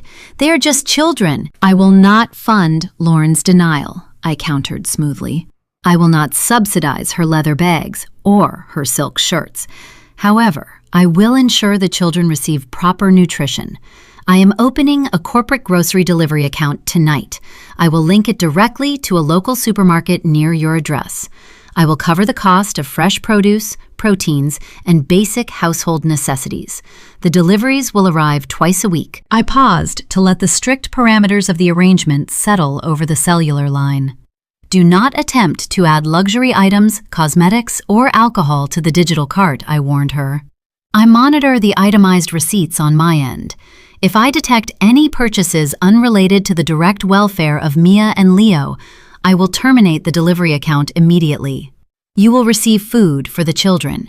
You will receive nothing else." A long, stunned silence stretched across the connection. Brenda realized the gravity of the new paradigm. She could no longer extract untraceable cash. She could no longer exploit my empathy for her own comfort. I had stripped away their financial autonomy and replaced it with a highly regulated, rigid supply chain designed solely to protect the innocent. "Thank you," Brenda whispered, the fight draining from her voice. The single phrase carried the weight of total surrender. I ended the call and set the phone face down on the marble counter. The old system was dead and buried. I had successfully protected the vulnerable nodes while starving the corrupt ones. But my sister was not accustomed to being denied. Lauren operated on decades of unearned privilege. Being forced to eat groceries purchased by the younger sibling she despised would inevitably ignite a bitter, desperate resentment. I knew the fragile truce would not hold for long. Thursday afternoon brought a brief reprieve from the Pacific Northwest rain. The clouds parted, allowing sharp shafts of sunlight to reflect off the cold, dark waters of Elliott Bay. I received a calendar invitation from Aunt Susan earlier that morning. She did not send a casual text message. She issued a formal summons to a high-end seafood grill on the waterfront. Susan viewed herself as the ultimate family diplomat, the supreme arbiter of moral conduct for our entire bloodline. I accepted her invitation because it presented the perfect tactical opportunity. If an engineer wants to distribute a software patch across a vast, decentralized network, they do not install the update on individual devices. They deploy the payload directly to the central server. In our familial ecosystem, Susan functioned as the central server. I arrived at the restaurant 10 minutes early. The dining room smelled of roasted cedar wood and expensive butter. I wore a tailored charcoal blazer and sat at a corner booth, positioning myself facing the entrance. Susan arrived exactly on time. She wore a heavy beige trench coat and carried a designer tote bag, her face pulled into a tight expression of solemn duty. She slid into the booth opposite me, offering a stiff, unsmiling nod. A waiter approached our table almost immediately. Susan did not look at the menu. She ordered a glass of imported Pinot Noir, a dozen raw oysters, and the market-price halibut. She handed the leather-bound menu back to the server, shooting a quick, expectant glance at my briefcase. For years, I had quietly absorbed the cost of these extravagant family gatherings. My relatives treated my corporate success as a communal asset, an open tab they could utilize whenever they desired a luxurious meal. I looked at the waiter and ordered a simple black coffee and a small garden salad. Before the beverages even arrived, Susan folded her hands on the crisp white tablecloth and launched into her rehearsed monologue. She came to fix a tragedy. She repeated Brenda's fictitious social media narrative word for word. She spoke about the agonizing pain of aging parents, abandoned by a cruel, unfeeling daughter. She weaponized my financial stability, painting me as a greedy tech worker who hoarded wealth while her own sisters suffered through a difficult transition. "You live alone in that glass tower," Susan scolded, her voice dripping with condescension. "You focus entirely on your career and your bank accounts. You do not understand the daily sacrifices required to maintain a real household. Your mother is devastated. She cries every single day. Lauren is struggling to hold her marriage together. You need to stop this selfish behavior, pay for their ruined vacation, and apologize to your family before you end up dying alone." I did not interrupt her. I did not raise my voice to defend my character. I sipped my black coffee and analyzed her posture. She leaned forward across the table, eager for a reaction. She wanted tears. She wanted a defensive, screaming argument. I let her speak until her chest heaved and she literally ran out of breath. The waiter returned, placing a silver tray of oysters on the table. Susan pierced one with a tiny fork, waiting for my inevitable surrender. I pushed my salad plate aside. I unzipped my leather briefcase and pulled out my lightweight aluminum laptop. I opened the lid and authenticated my login. "Susan," I said, keeping my vocal tone pitched low and steady to ensure the neighboring tables could not hear our conversation. "You operate under the assumption that my parents are victims of my greed. I prefer to operate using empirical data. I turned the glowing screen toward her. I opened the first digital tab. This is a compiled spreadsheet of my monthly bank transfers, I instructed, pointing to the columns of numbers. Look at the routing digits. I sent Richard and Brenda $150,000 over the last 5 years because they claimed they were losing their home. Susan frowned her eyes, scanning the undeniable math. I clicked to the second tab. This is a public record from the King County Recorder database. I continued my voice, retaining an icy, relentless calm. It displays a notice of default on Greg and Lauren's property in Bellevue. They are currently in pre-foreclosure. The bank repossessed Greg's boat last month. He is drowning in high-interest casino debt. The tiny silver oyster fork slipped from Susan's fingers, clattering loudly against her porcelain plate. My parents were not paying a mortgage, I explained, watching the confusion in her eyes curdle into shock. They laundered my salary directly to Lauren. They funded her designer lifestyle and subsidized a gambling addict. When I terminated the automated transfer, their entire illusion collapsed. Lauren lost her mansion and moved back into her childhood bedroom. I reached into my briefcase one final time. I pulled out the physical manila envelope Richard had delivered to my corporate plaza. I slid the thick paper across the white linen tablecloth. When the free money stopped, Richard tried to terrorize me, I said. "Read it." Susan unfolded the fake legal demand. Her eyes darted across the pseudo-legal jargon. The color drained from her cheeks, leaving her face a chalky, sickly hue. She recognized her brother-in-law's handwriting on the signature line. She recognized the desperate, transparent attempt at extortion. "They lied to you," I stated, delivering the final blow to her self-righteous crusade. "They lied to the entire family network. Brenda used you to attack me because she knew you would execute her social warfare without questioning the source code. She manipulated your loyalty. She turned you into a weapon to protect her own fraudulent secrets." Susan stared at the extortion document. Her mouth opened, but she could not formulate a single word. The realization of her own gullibility struck her with the force of a physical impact. She had publicly condemned the only honest person in the family, acting as a blind pawn for a pair of financial abusers. The waiter approached our booth carrying a large tray holding the market-price halibut. I did not wait for Susan to gather her thoughts or offer an apology. I pulled a $20 bill from my wallet.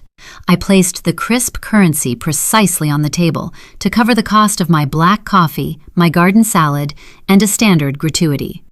"Enjoy the seafood," I told her. I closed my laptop, placed it inside my briefcase, and walked out of the restaurant. I stepped back into the crisp Seattle air, feeling a profound sense of closure. The propagation of truth requires minimal effort once you deliver the payload to the correct node. Within 24 hours, the family ecosystem experienced a vast seismic shift. Susan, mortified by her own foolishness and enraged by Brenda's deception, weaponized her immense gossip network against its creator.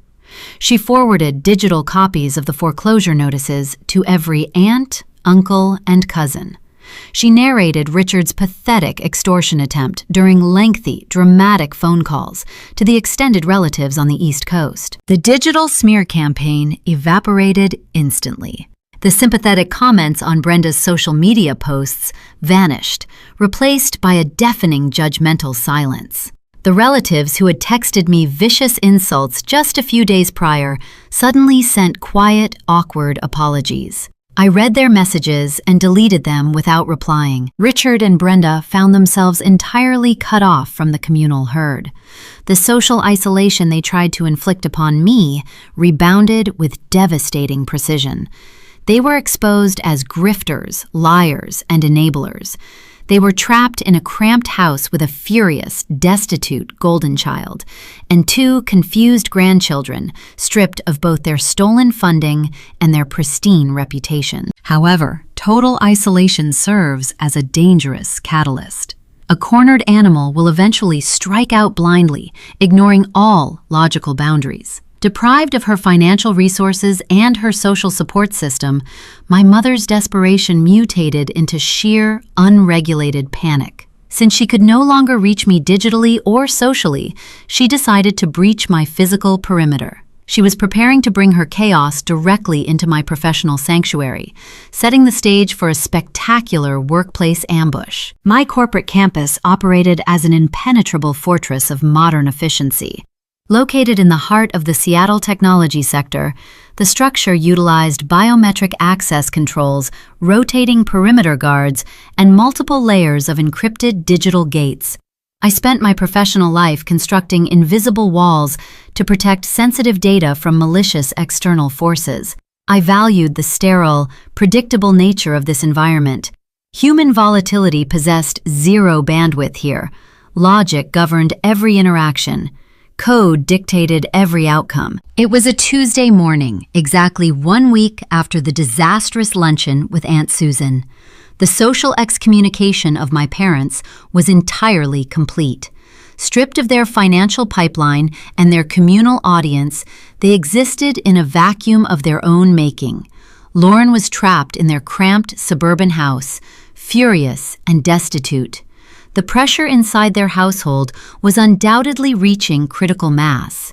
I was analyzing a latency issue on a secondary European server node when my desk console illuminated. David, the director of ground floor operations, initiated a secure audio link. Avery, he began his tone, projecting a practiced, cautious neutrality. We have an unauthorized visitor in the primary atrium. She claims to be your mother. She is highly distressed and refusing to vacate the premises without speaking to you directly. She is causing a significant disruption among the morning staff arriving for their shifts. I instructed David to provide a live visual feed. A secondary window opened on my curved monitor, displaying the high-resolution output of the lobby surveillance cameras. Brenda stood near the polished titanium turnstiles. She wore a faded raincoat despite the dry weather outside. Her hair was deliberately disheveled. It was an intentional aesthetic designed to communicate profound, unendurable suffering. She wanted an audience. She wanted witnesses to her manufactured martyrdom. She clutched a worn cardboard box against her chest. I directed my mouse to zoom in on the object. The corrugated flaps were folded open, revealing a carefully curated collection of physical memories. I identified a faded patchwork quilt. My grandmother had sewn a silver-framed photograph of me at 7 years old, missing my front teeth, and a stack of handmade greeting cards I had constructed during elementary school art classes. This was her final, desperate maneuver. My mother had exhausted her arsenal of financial extortion and social manipulation.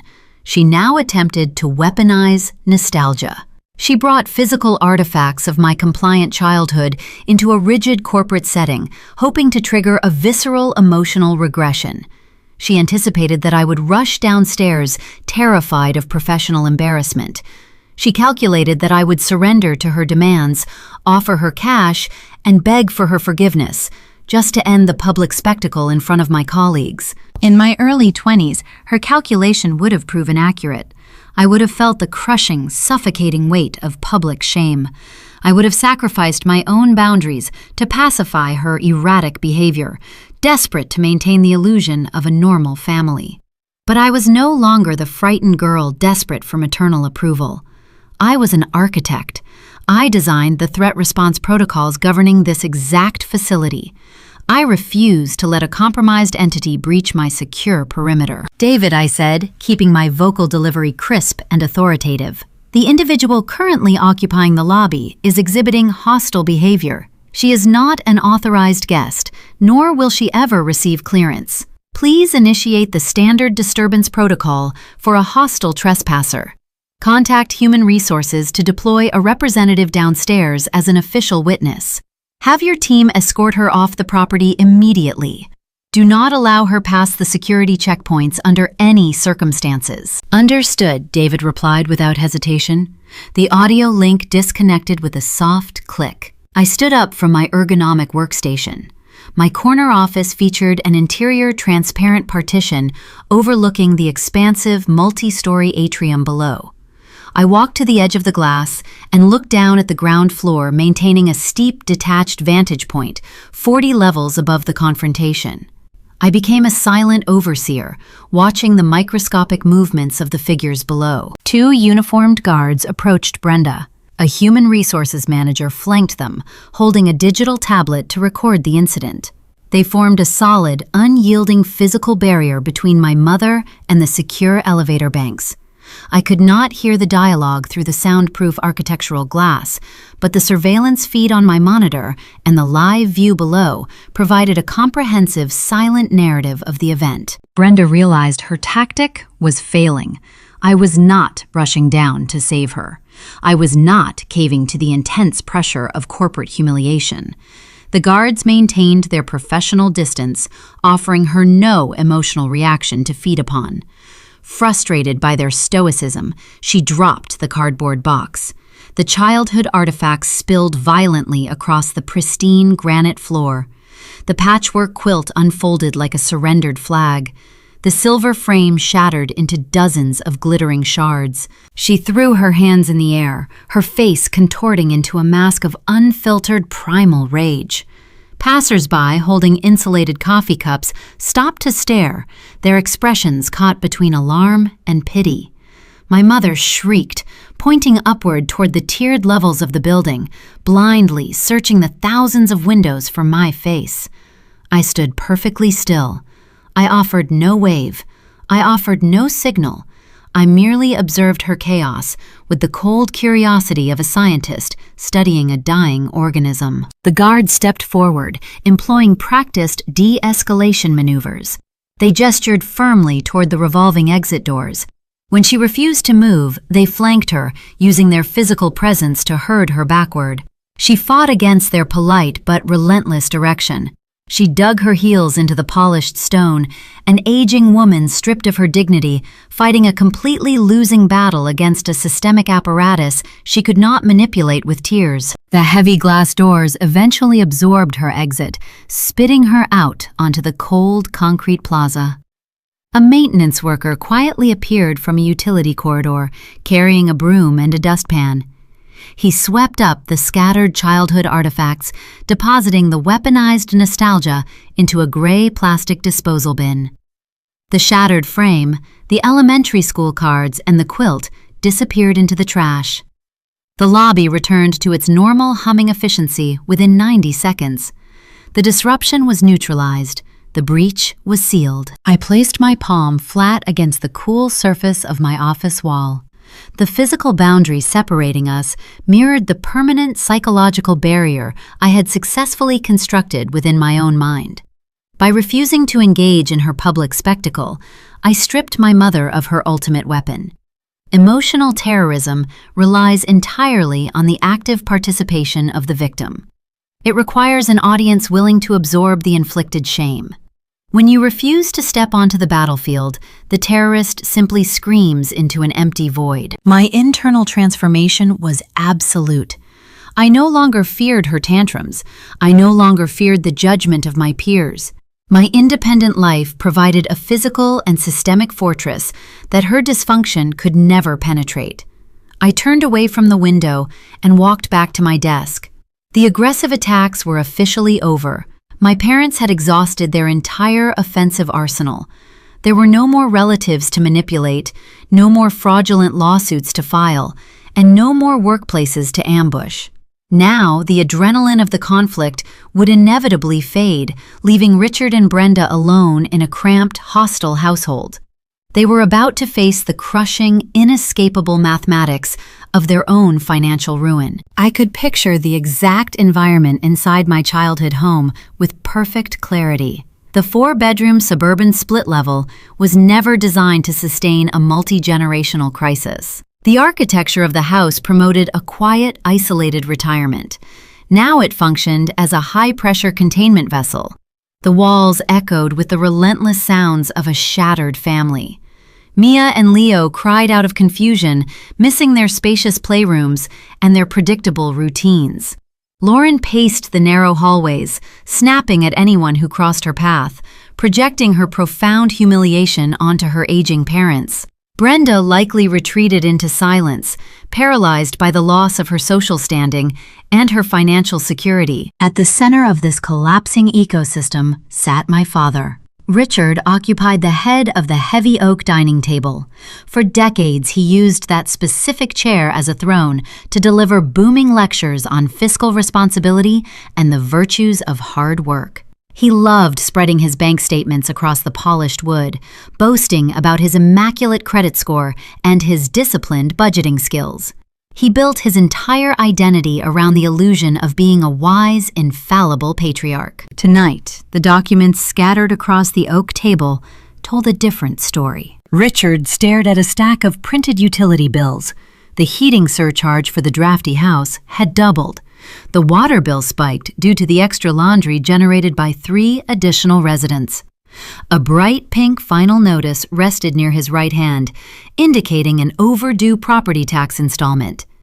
In previous months, my automated deposit would have neutralized these threats before they ever materialized into paper warnings. He would have paid the balances, filed the receipts, and continued his comfortable existence. Without my capital injection, the simple arithmetic became a death sentence. The incoming pension funds could not cover the outgoing expenses. Every day they remained in that house, the deficit grew wider. The margin for error no longer existed. At 7 o'clock in the evening, my smartphone illuminated on my glass coffee table. I was sitting on my sofa, reviewing a technical manual for a new encryption protocol. I glanced at the screen. The caller identification displayed my father's name. I did not silence the device. I let it ring until the automated voicemail system engaged. 10 minutes later, a notification appeared. I tapped the screen and listened to the audio recording. The voice that transmitted through the speaker did not belong to the arrogant man who had handed me a fake extortion document in a corporate plaza just weeks prior. Richard sounded hollow. The rich, booming timbre of his vocal delivery had withered into a thin, breathless rasp. The fight had drained out of him, leaving behind a terrified, aging man staring into an abyss. Avery, he began pausing to clear a thick obstruction in his throat. Avery, I know you are listening. I know you will not answer. I am calling because we are out of options. The checking account is overdrawn. The tax assessment is due on Friday. We cannot pay the mortgage this month. We are going to lose the house. He let out a long, ragged sigh. The sound of a child crying echoed faintly in the background. I do not know how to fix this, Richard confessed, his voice dropping to a harsh whisper. The savings are gone. We spent everything trying to keep Lauren afloat. We made a mistake. We made so many mistakes. I am asking you hypothetically what we should do. How do we survive this situation? Please, Avery, just tell me what to do. The audio file ended with a soft click. I set the phone down. I experienced no gloating triumph. I felt no surge of vindictive joy. A systemic failure is simply a mathematical certainty. When a structure is built on a foundation of deception and unearned extraction, a collapse is inevitable. My father was finally asking for genuine guidance, but he was still operating under a lingering, desperate hope. He framed his question as a request for advice, but his underlying intent was to extract a financial rescue. He hoped that by admitting defeat, he would trigger my filial pity. He hoped I would open my checkbook to save the family home. I stood up and walked to my home office. I woke my desktop computer and opened a blank text document. I did not owe them a response. The easiest path involved deleting the voicemail and maintaining my silence. However, an architect does not abandon a ruined site without leaving a blueprint for demolition. They asked for a solution. I intended to provide one.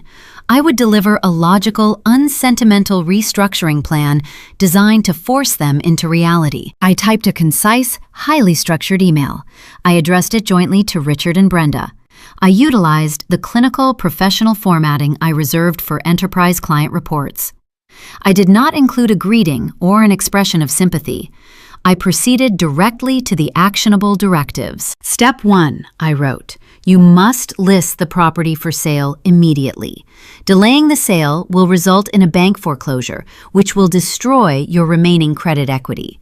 The current residential housing market in your sector is highly favorable. A rapid sale will yield a specific margin of equity. You will utilize this margin to clear your immediate outstanding debts and secure alternative housing. You cannot afford to maintain a 4-bedroom suburban property. Clinging to the house is a sentimental error that will result in total bankruptcy. I moved to the next paragraph, establishing the parameters of their new geographic reality. Step 2. You will downsize to a rented duplex in Pierce County or Snohomish County. The cost of living in those municipalities is significantly lower than your current location. A shared wall structure will reduce your utility expenditures. You will consolidate your vehicles, selling any car that carries a monthly lease payment. You must adapt to a strict minimal operational budget.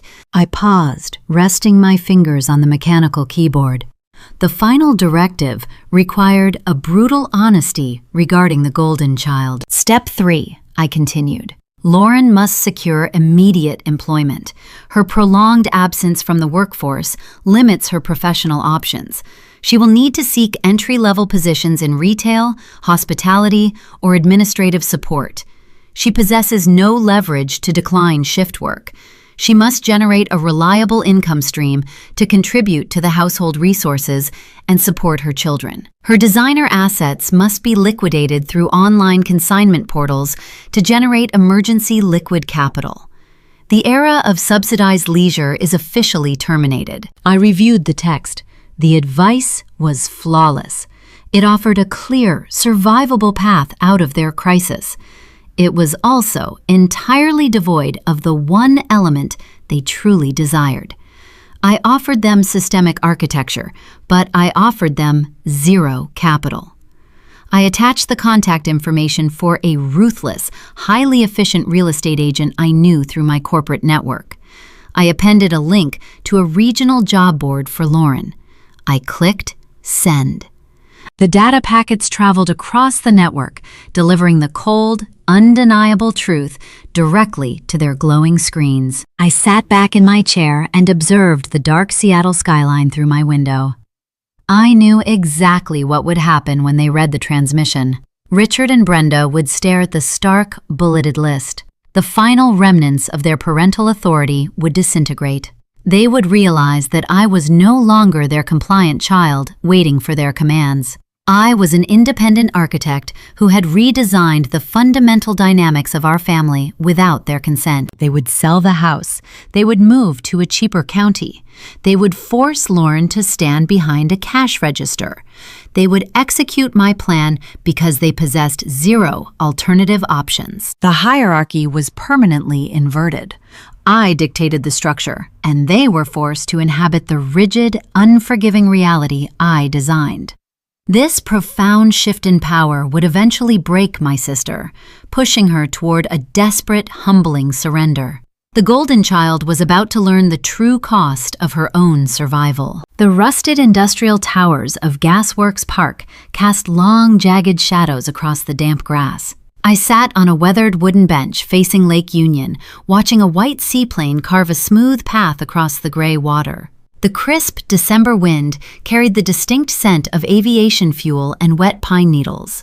I wore a heavy wool trench coat, my hands tucked deep into the pockets, observing the Seattle skyline rising on the opposite shore. 6 weeks had elapsed since I transmitted the restructuring email to my parents. The systemic changes I mandated were currently in full effect. They had listed the suburban house. The bank had forced the sale of Lauren's Bellevue mansion. The entire family unit had relocated into a cramped, rented duplex in Snohomish County. The structural hierarchy was permanently altered. My smartphone vibrated 2 days ago with an unexpected text message. The sender was my sister. She did not issue a demand. She did not utilize guilt. She simply asked if I possessed an hour of free time to meet in a neutral public location. I agreed, selecting this park because it offered open space and zero enclosed corners. Footsteps crunched on the gravel path behind my bench. I turned my head. Lauren approached slowly, her posture entirely transformed. The proud, aggressive strut of the Bellevue socialite was gone. She walked with the heavy, dragging gait of a woman carrying a physical and psychological burden. She wore a plain black winter parka and faded denim jeans. My analytical gaze immediately dropped to her footwear. This was the defining visual metric of her collapse. For a decade, my sister never left her house in anything less than designer leather heels or premium imported boots. Today, she wore practical, heavily cushioned athletic sneakers. The white foam soles were scuffed with gray dirt. They were the shoes of a retail floor worker, someone who spent 8 hours a day standing on hard concrete, scanning barcodes and folding inventory. Her ego was shattered, replaced by the harsh friction of minimum wage labor. She reached the bench and hesitated, unsure of her welcome. I offered a brief nod, gesturing to the empty wooden slats beside me. Lauren sat down, keeping a cautious distance between us. She stared out at the water, her hands resting in her lap. Her fingernails were unpolished, trimmed short, a stark contrast to her previous immaculate manicures. "I am working at a department store in the mall," Lauren said quietly, offering the information without prompting. "I manage the women's clearance section. My shift starts at 5 in the morning. I spend my days sorting through discarded sweaters and dealing with angry customers demanding expired discounts." I listened, maintaining my neutral expression. I did not offer pity. "My feet hurt constantly," she continued, a bitter, self-deprecating chuckle escaping her lips. "I used to mock people who wore these shoes. I thought I was superior because Greg bought me imported leather. I did not realize my entire life was constructed on a foundation of quicksand." She turned to face me.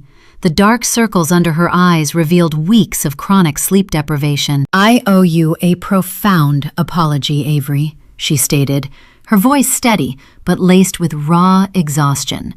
"I resented your independence. I resented the fact that you built a stable, secure reality while I was drowning in Greg's lies. I knew Mom and Dad were routing your money to me.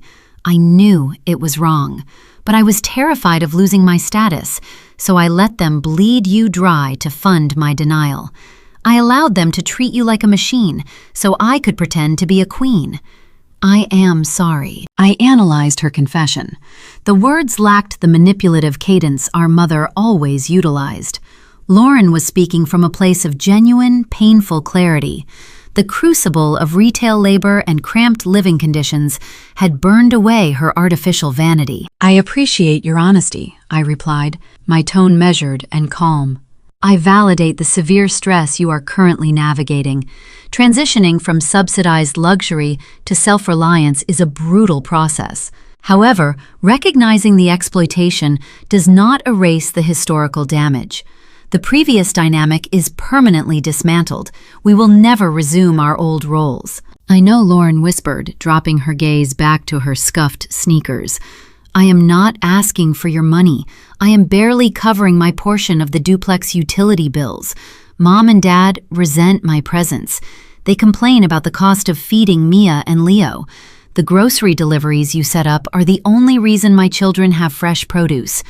I just wanted to look you in the eye and admit my own guilt." I unbuttoned my wool coat and reached into the interior pocket. I extracted a crisp white envelope and held it out toward her. Lauren flinched slightly, conditioned to expect a legal threat or a billing statement. She reached out with trembling fingers and accepted the paper. "Open it," I instructed. She lifted the unsealed flap and pulled out a single sheet of heavy stock paper. It was a formal financial declaration from a prominent wealth management firm in downtown Seattle. She scanned the text, her brow furrowing in confusion. "That is a confirmation of a direct 529 education trust," I explained, keeping my voice clinical and precise. "I established the account yesterday morning. I deposited a substantial initial principal, and I have configured a recurring annual contribution.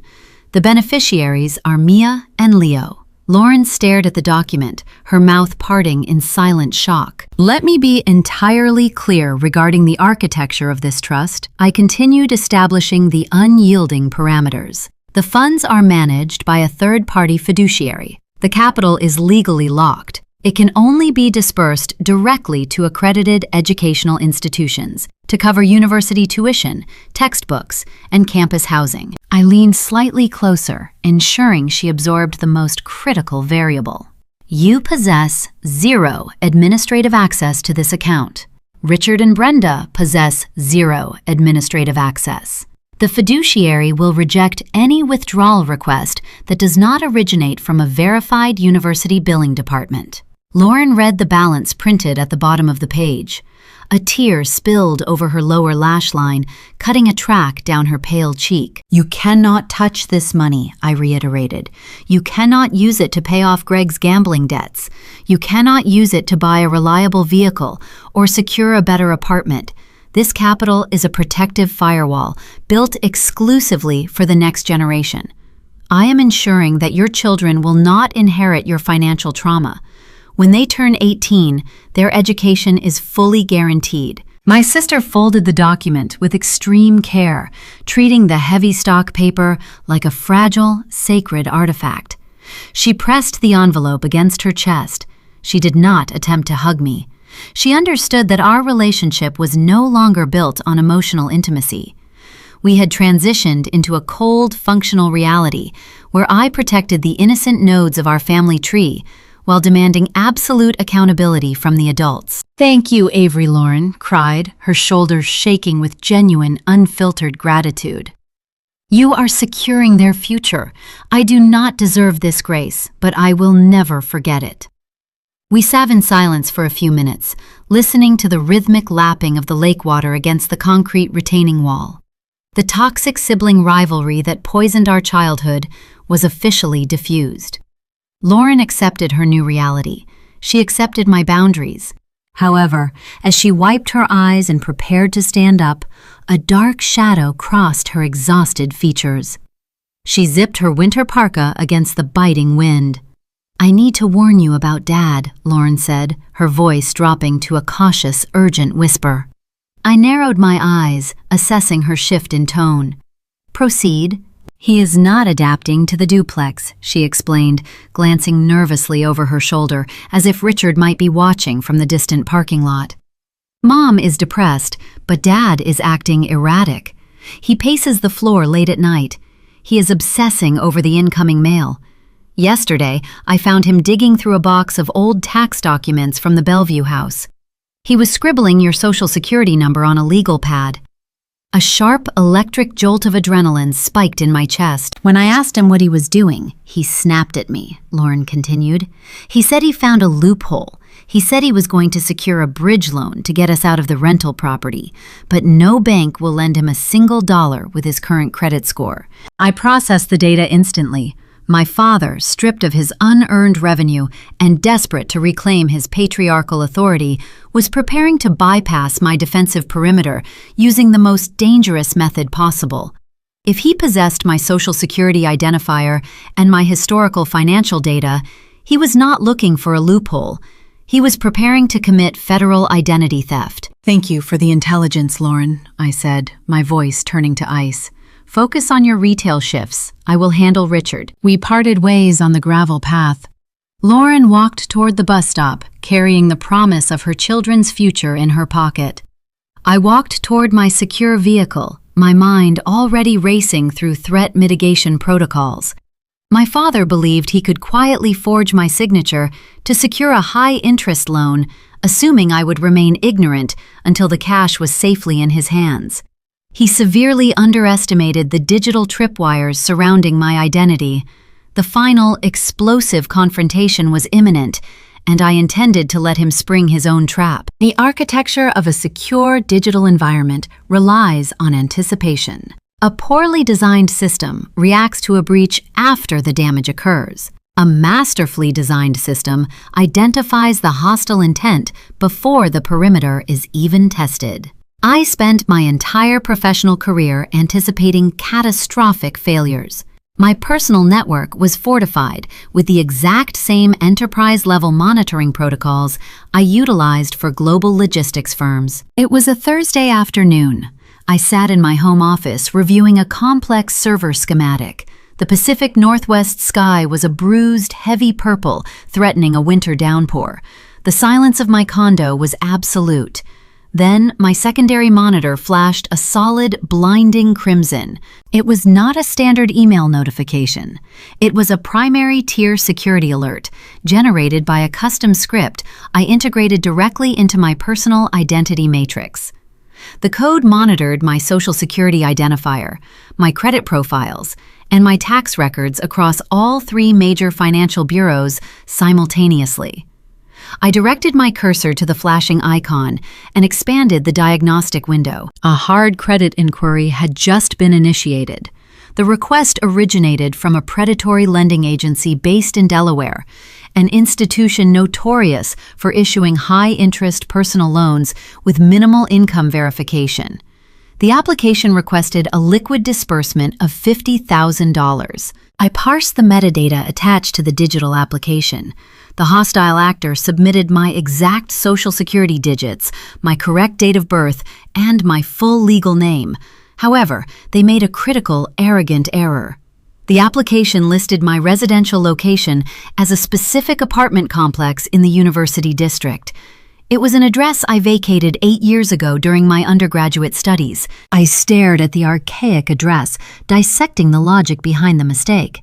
Richard believed he was executing a flawless maneuver. He assumed that by utilizing an outdated physical location, any mailed confirmation documents or physical bank notices would bypass my current secure condominium. He intended to intercept the digital wire transfer, secure the $50,000, and vanish the evidence before a billing statement ever reached my mailbox. He thought he was being remarkably clever. He possessed absolutely no comprehension of how modern financial architecture actually functions. He triggered a silent alarm the millisecond he submitted the digital form.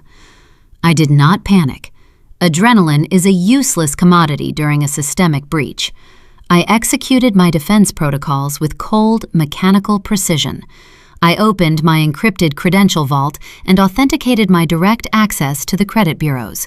I initiated a comprehensive permanent freeze on my identity across all platforms. I severed his ability to open any further accounts. Next, I located the emergency fraud contact number for the Delaware lending agency. I initiated a recorded telephone call. I provided my verified identification parameters to their security director. I informed them that the pending $50,000 application was a fraudulent submission originating from a stolen identity. The director halted the underwriting process immediately. The entire sequence from the initial crimson flash on my monitor to the definitive cancellation of the fraudulent loan took precisely 4 minutes and 20 seconds. Richard's desperate gamble was completely neutralized. Not a single dollar was issued. I exported the application metadata, the timestamps, and the agency fraud alerts into a comprehensive PDF document. I routed the file to my high-speed laser printer. The machine hummed, producing 5 pages of undeniable, legally binding evidence.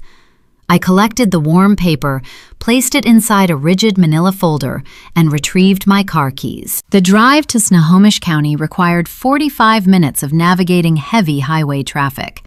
The transition from the gleaming corporate towers of Seattle to the fading gray suburban sprawl of the outer counties mirrored the trajectory of my family. I turned onto a narrow residential street lined with identical deteriorating duplexes. The architecture here was depressing, characterized by peeling paint, cracked concrete driveways, and dying lawns. I parked my vehicle across the street from the address Lauren had provided. I observed the structure. The windows were shut tight against the cold. A single dim light burned in the front room. It was a cage of their own making. I walked up the fractured concrete path. I did not bother knocking on the front door. I tested the handle. It was unlocked, a testament to their lingering, careless Bellevue habits. I pushed the door open and stepped into the cramped living space. The interior smelled of stale cooking oil and damp carpet. The living room was cluttered with mismatched furniture and cardboard boxes they had not bothered to unpack. Brenda sat on a sagging floral sofa, staring blankly at a muted television screen. Richard paced the narrow strip of linoleum connecting the kitchen to the living area. He clutched his smartphone, his eyes darting to the screen every few seconds. He was waiting for a deposit notification that would never arrive. The heavy thud of the front door closing behind me shattered the silence. Brenda gasped, clutching her chest. Richard spun around, his smartphone slipping from his grasp and clattering onto the cheap linoleum floor. The color drained entirely from his face, leaving a sickly ashen gray. He looked at me, then looked at the rigid manila folder in my hand. His primal instincts recognized the immediate danger. "You cannot just walk into our home," Richard stammered, his voice cracking under the weight of sudden terror. I walked past the living room and stepped into the center of the cramped kitchen. I placed the manila folder on the scratched laminate dining table. I flipped the cover open, exposing the printed fraud alerts.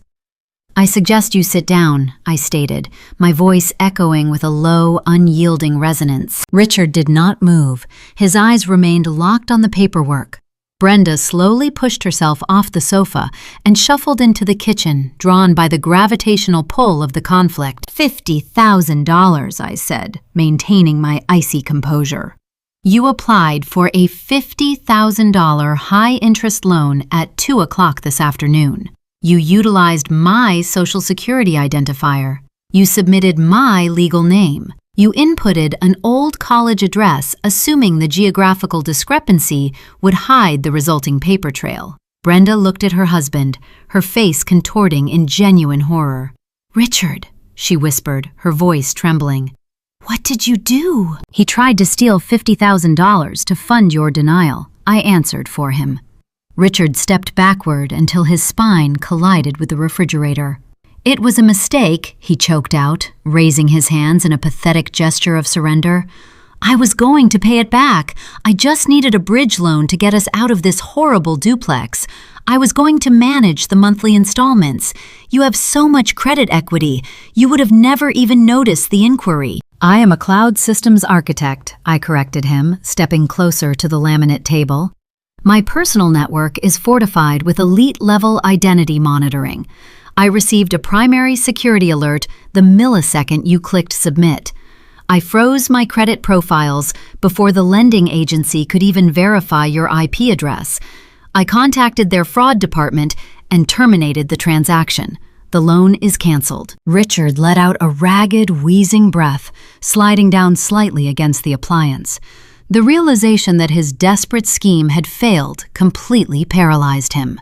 "You do not seem to comprehend the severity of your actions."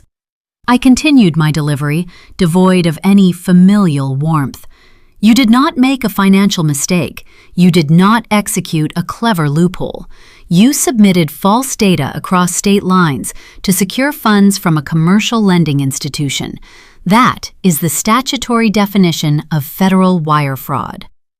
Brenda began to cry, burying her face in her hands. "Furthermore," I added, ensuring every syllable landed with devastating precision, "you knowingly utilized my protected identification digits without my authorized consent. That is felony identity theft. You did not just risk bankruptcy today. You actively volunteered for a federal prison sentence." The absolute terrifying reality of my preparedness crushed the remaining air out of the room. Richard clamped his hands over his face, weeping openly. The arrogant patriarch who had spent his entire life bullying his children and demanding unearned respect was reduced to a sobbing, pathetic shell. The depth of their depravity was finally matched by the impenetrable, flawless architecture of my defense. They were completely at my mercy. Richard remained slumped against the kitchen refrigerator. His shoulders heaved with ragged, uncontrollable sobs. Brenda buried her face in her hands, her tears soaking into her sleeves. The cramped kitchen of the Snohomish County duplex felt suffocating, filled with the undeniable weight of their guilt. I stood near the scratched laminate table, watching their distress. I felt no pity. Pity is a vulnerability. When you engineer a secure system, you do not feel sorry for the malware you quarantine. You simply isolate the threat and proceed with your security protocols. I let them cry for 3 full minutes. I wanted the fear to settle deep into their bones. I wanted the reality of federal prison to map a permanent neural pathway in their minds. Once their weeping reduced to quiet, exhausted hiccups, I delivered my final set of instructions. I am not contacting the federal authorities today, I stated. My voice cut through the stagnant air of the kitchen, cold and precise. I am not dispatching the local police to this residence. You will not be arrested this afternoon. Richard lifted his head. His eyes were red and swollen. A pathetic glimmer of hope flickered across his face. He believed I was offering forgiveness. He still thought the underlying bond of biological family would shield him from the consequences of his actions. I extinguished that hope instantly. Do not mistake my pragmatism for mercy, I warned him. A federal investigation requires depositions, court appearances, and endless legal meetings. I refuse to surrender another hour of my life to your dysfunction. However, the documentation resting on this table is merely a copy. The original metadata files, the lending agency fraud alerts, and the time-stamped applications are currently secured in a digital vault managed by my retaining attorney. I placed my hands on the back of a cheap dining chair. I am establishing a permanent contingency plan, I explained. Those files will remain in my legal counsel's possession. They represent a permanent guillotine hanging directly over your neck. The blade drops on one strict condition. You are to never contact me again. Brenda lowered her hands, staring at me with wide, terrified eyes. I defined the unyielding parameters of their exile. You will not call my personal device, I instructed. You will not send text messages. You will not draft emails. You will not attempt to send physical letters to my residential building or my corporate office. You will not ask Lauren or Aunt Susan to pass along a message. If you attempt to breach my perimeter in any capacity for any reason, my attorney has standing orders to forward the fraud dossier directly to the Federal Bureau of Investigation. I paused, ensuring the gravity of the ultimatum anchored itself in their minds. If I hear your voice again, Richard, you will spend your retirement in a federal penitentiary. Do you comprehend the architecture of this agreement? Richard swallowed hard. He looked at the printed evidence on the table. He looked at his weeping wife. He turned his gaze back to me and offered a slow, defeated nod. I understand, he whispered. I did not require an apology. An apology implies a desire for reconciliation. I desired only silence. I turned away from the laminate table and walked toward the front door. I did not look back. I stepped out of the duplex and pulled the door shut behind me. The cold winter wind hit my face the moment I stepped onto the cracked concrete path. I walked to my parked vehicle and unlocked the doors. I sat in the driver's seat, enveloped by the quiet luxury of the leather interior. I retrieved my smartphone from my coat pocket. I opened my contact list. I navigated to my mother's profile. I tapped the screen and selected the block contact option. I repeated the exact procedure for my father. I executed the same action for my sister. This was the final digital severance. The action required less than 10 seconds, but it represented the culmination of a lifelong struggle. The invisible tethers connecting me to their entitlement dissolved into the digital ether. The screen went dark. The hardware felt lighter in my hand. I knew Lauren was still working her early morning shifts at the retail department store. I knew Mia and Leo were attending their new public school. The corporate grocery delivery service remained active, ensuring the children received adequate, healthy nutrition. The educational trust fund sat securely in the hands of the third-party fiduciary, silently compounding interest for their future college tuition. I protected the innocent variables in the equation, while neutralizing the hostile actors. My obligations were officially fulfilled. I started the engine and drove away from the decaying suburban neighborhood, steering my vehicle back toward the clean, logical structures of the Seattle skyline. The story of my biological family ended in that dreary duplex, but my own narrative continued to expand. By the time November arrived, the lingering shadows of their dysfunction were entirely eradicated. It was the third week of the month. Thanksgiving Thursday descended upon the Pacific Northwest with a fierce, driving rainstorm. Inside my high-rise condominium, the environment was warm, vibrant, and filled with genuine gratitude. I spent the afternoon preparing a lavish holiday dinner. The kitchen island was covered with platters of roasted vegetables, garlic mashed potatoes, and a perfectly glazed turkey. The air smelled of rich herbs, fresh sage, and baking bread. The ambient lighting cast a soft, golden glow across the polished concrete floors. I was not hosting relatives who viewed me as a profitable asset. I was hosting my chosen family. Marcus, from the venture capital firm, stood in my kitchen pouring imported wine and sharing stories about his recent travels. Sarah, a brilliant software developer from my corporate team, sat at the dining table laughing at a joke told by my neighbor. These were individuals who respected my boundaries. They valued my intellect, my company, and my character. They did not arrive at my home expecting me to fund their extravagant lifestyles. They brought side dishes, excellent beverages, and authentic affection. We shared a meal, devoid of passive insults and manufactured drama. No one demanded a loan.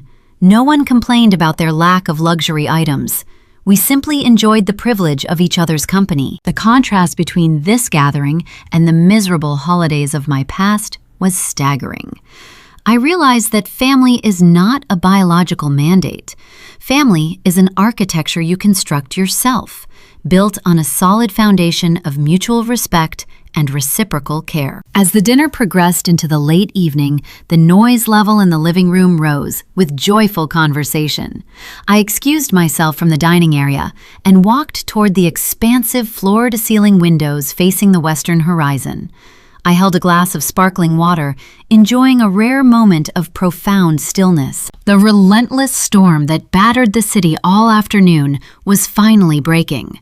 The dense gray clouds parted, revealing the deep indigo canvas of the night sky. The rain slowed to a gentle mist, and the city lights of Seattle glittered against the dark expanse of Puget Sound. The glowing commuter ferries cut their smooth paths across the water, operating on precise, reliable schedules. I looked out over the sprawling metropolis. The city operated as a vast, interconnected network, a testament to human engineering and logical design. My own life now mirrored that same resilience. I had lost my biological family, but the loss did not resemble a tragedy. It resembled a necessary system upgrade. I shed the corrupted code that drained my resources and threatened my stability. I preserved my dignity. I secured my financial future. I protected my sanity. I did not win my freedom by engaging in emotional screaming matches or seeking petty, vindictive revenge. Vengeance is a chaotic emotion that inevitably consumes the host. I won by auditing my own life. I identified the toxic nodes. I closed the vulnerabilities. I permanently revoked their access to my resources. The quiet courage of self-reliance stands triumphant. I took a slow, deep breath, feeling the undeniable peace of an uncompromised existence. The system was secure. The perimeter was safe. I turned away from the glass window and walked back toward the warmth and laughter of my true home. The traditional American family is often idealized as a sanctuary, a secure harbor shielding its members from the relentless demands of the outside world. We are taught to revere the dining room table as a place of communion where unconditional love is freely given and legacy is passed down from one generation to the next. Yet, as the story of Avery and her family vividly illustrates, the architecture of a family can easily become corrupted. When the foundational pillars of honesty, fairness, and emotional awareness are replaced by entitlement, materialism, and manipulation, the home ceases to be a sanctuary. it becomes a system of extraction. Through the devastating collapse of Avery's family, we are forced to confront uncomfortable truths about parenting, responsibility, and the spiritual decay that often hides behind the pristine facades of modern American society. For parents navigating the complexities of raising children in today's hyper-competitive culture, the narrative serves as a stark, urgent warning against the trap of transactional love. In the pursuit of maintaining a comfortable lifestyle or projecting an image of success, it is dangerously easy to begin viewing children not as autonomous souls, but as extensions of the parental ego. Avery's parents fell into the most toxic iteration of this dynamic. They crippled their eldest daughter, Lauren, by enabling her destructive vanity, shielding her from the natural consequences of her choices. By constantly cushioning her falls with unearned resources, they denied her the opportunity to develop true resilience. Conversely, they exploited their youngest daughter, treating Avery's independence and quiet competence not as virtues to be celebrated, but as a surplus to be harvested. True parental responsibility demands fairness and emotional awareness. It requires the courage to enforce boundaries, to say no to a child's superficial desires, so they might develop the strength to navigate life's inevitable hardships. When parents lack this emotional honesty, they inadvertently create an ecosystem where the weak remain forever dependent and the strong are punished for their capability. The greatest gift a parent can offer a child is not a subsidized lifestyle or an imported car, but the ethical grounding to stand on their own 2 feet. From the quiet, reflective vantage point of a spiritual practitioner, one who seeks the cultivation of the self, this family's tragedy is a reflection of a much broader societal illness. Modern culture is deeply intoxicated by materialism. We measure a person's worth by their zip code, the brand of their luggage, and the prestige of their vacations. This relentless outward grasping blinds us to the necessity of inner cultivation. In Eastern spiritual philosophy, a meaningful life is built upon a tripod of core virtues: wisdom, tritwe, moral integrity, dauduk, and willpower or fortitude, nitluk. Avery's parents lacked all 3. They lacked the wisdom to see the destructive nature of Greg's gambling and Lauren's vanity. They lacked the moral integrity to live within their own means, choosing instead to steal and extort. And they lacked the willpower to face their financial reality with dignity. When individuals fail to cultivate their inner spiritual landscape, they become hollow. To fill that echoing void, they become emotional vampires, draining the vitality, resources, and peace of those around them. The spiritual lesson here is profound. If we do not actively engage in the hard, quiet work of repairing our own flaws and cultivating our own inner peace, we will inevitably project our chaos onto the people we are supposed to love the most. For the younger generation, for the young adults striving to build their own lives while carrying the heavy expectations of their upbringing, Avery's journey offers a masterclass in profound self-preservation. Society often burdens the young with an overwhelming sense of obligation, weaponizing the concept of filial piety to demand endless sacrifices. But Avery's story teaches us that true wisdom involves recognizing when a system is fundamentally broken. It requires immense ethical clarity to understand that you are not responsible for saving adults from the consequences of their own deception. And most importantly, it requires extraordinary willpower, niluk, to draw a hard line in the sand and refuse to be consumed by the dysfunction of your origins. Setting a boundary against your own blood is an agonizing process. It goes against every biological and social instinct we possess. Yet the young must realize that establishing independence is not an act of cruelty. It is the ultimate act of self-respect. You cannot heal a toxic family by bleeding yourself dry to water their illusions. Sometimes, the most loving thing you can do for a sick ecosystem is to remove your energy from it, forcing the inhabitants to finally confront their own reality. Avery did not scream. She did not seek petty revenge. She simply utilized her wisdom to see the truth, her morality to protect the innocent children, and her willpower to walk away. If you find yourself standing in the shadows of a family dynamic that demands your sanity in exchange for conditional acceptance, know that you have the power to redesign your own architecture. There is a quiet courage in auditing the systems you were born into and choosing to permanently revoke access to those who do you harm. To hear more true stories of resilience, quiet victories, and the exact moment someone finally unplugs a toxic family system, be sure to subscribe to Morning Revenge. Join us as we explore the profound strength it takes to build a life on your own terms. As we reflect on the wreckage of the Gemma family, we are left to ponder the conventional wisdom that has guided familial duty for generations. We are endlessly taught that holding a family together, sacrificing our own peace to maintain the unity of the bloodline, is the ultimate moral imperative.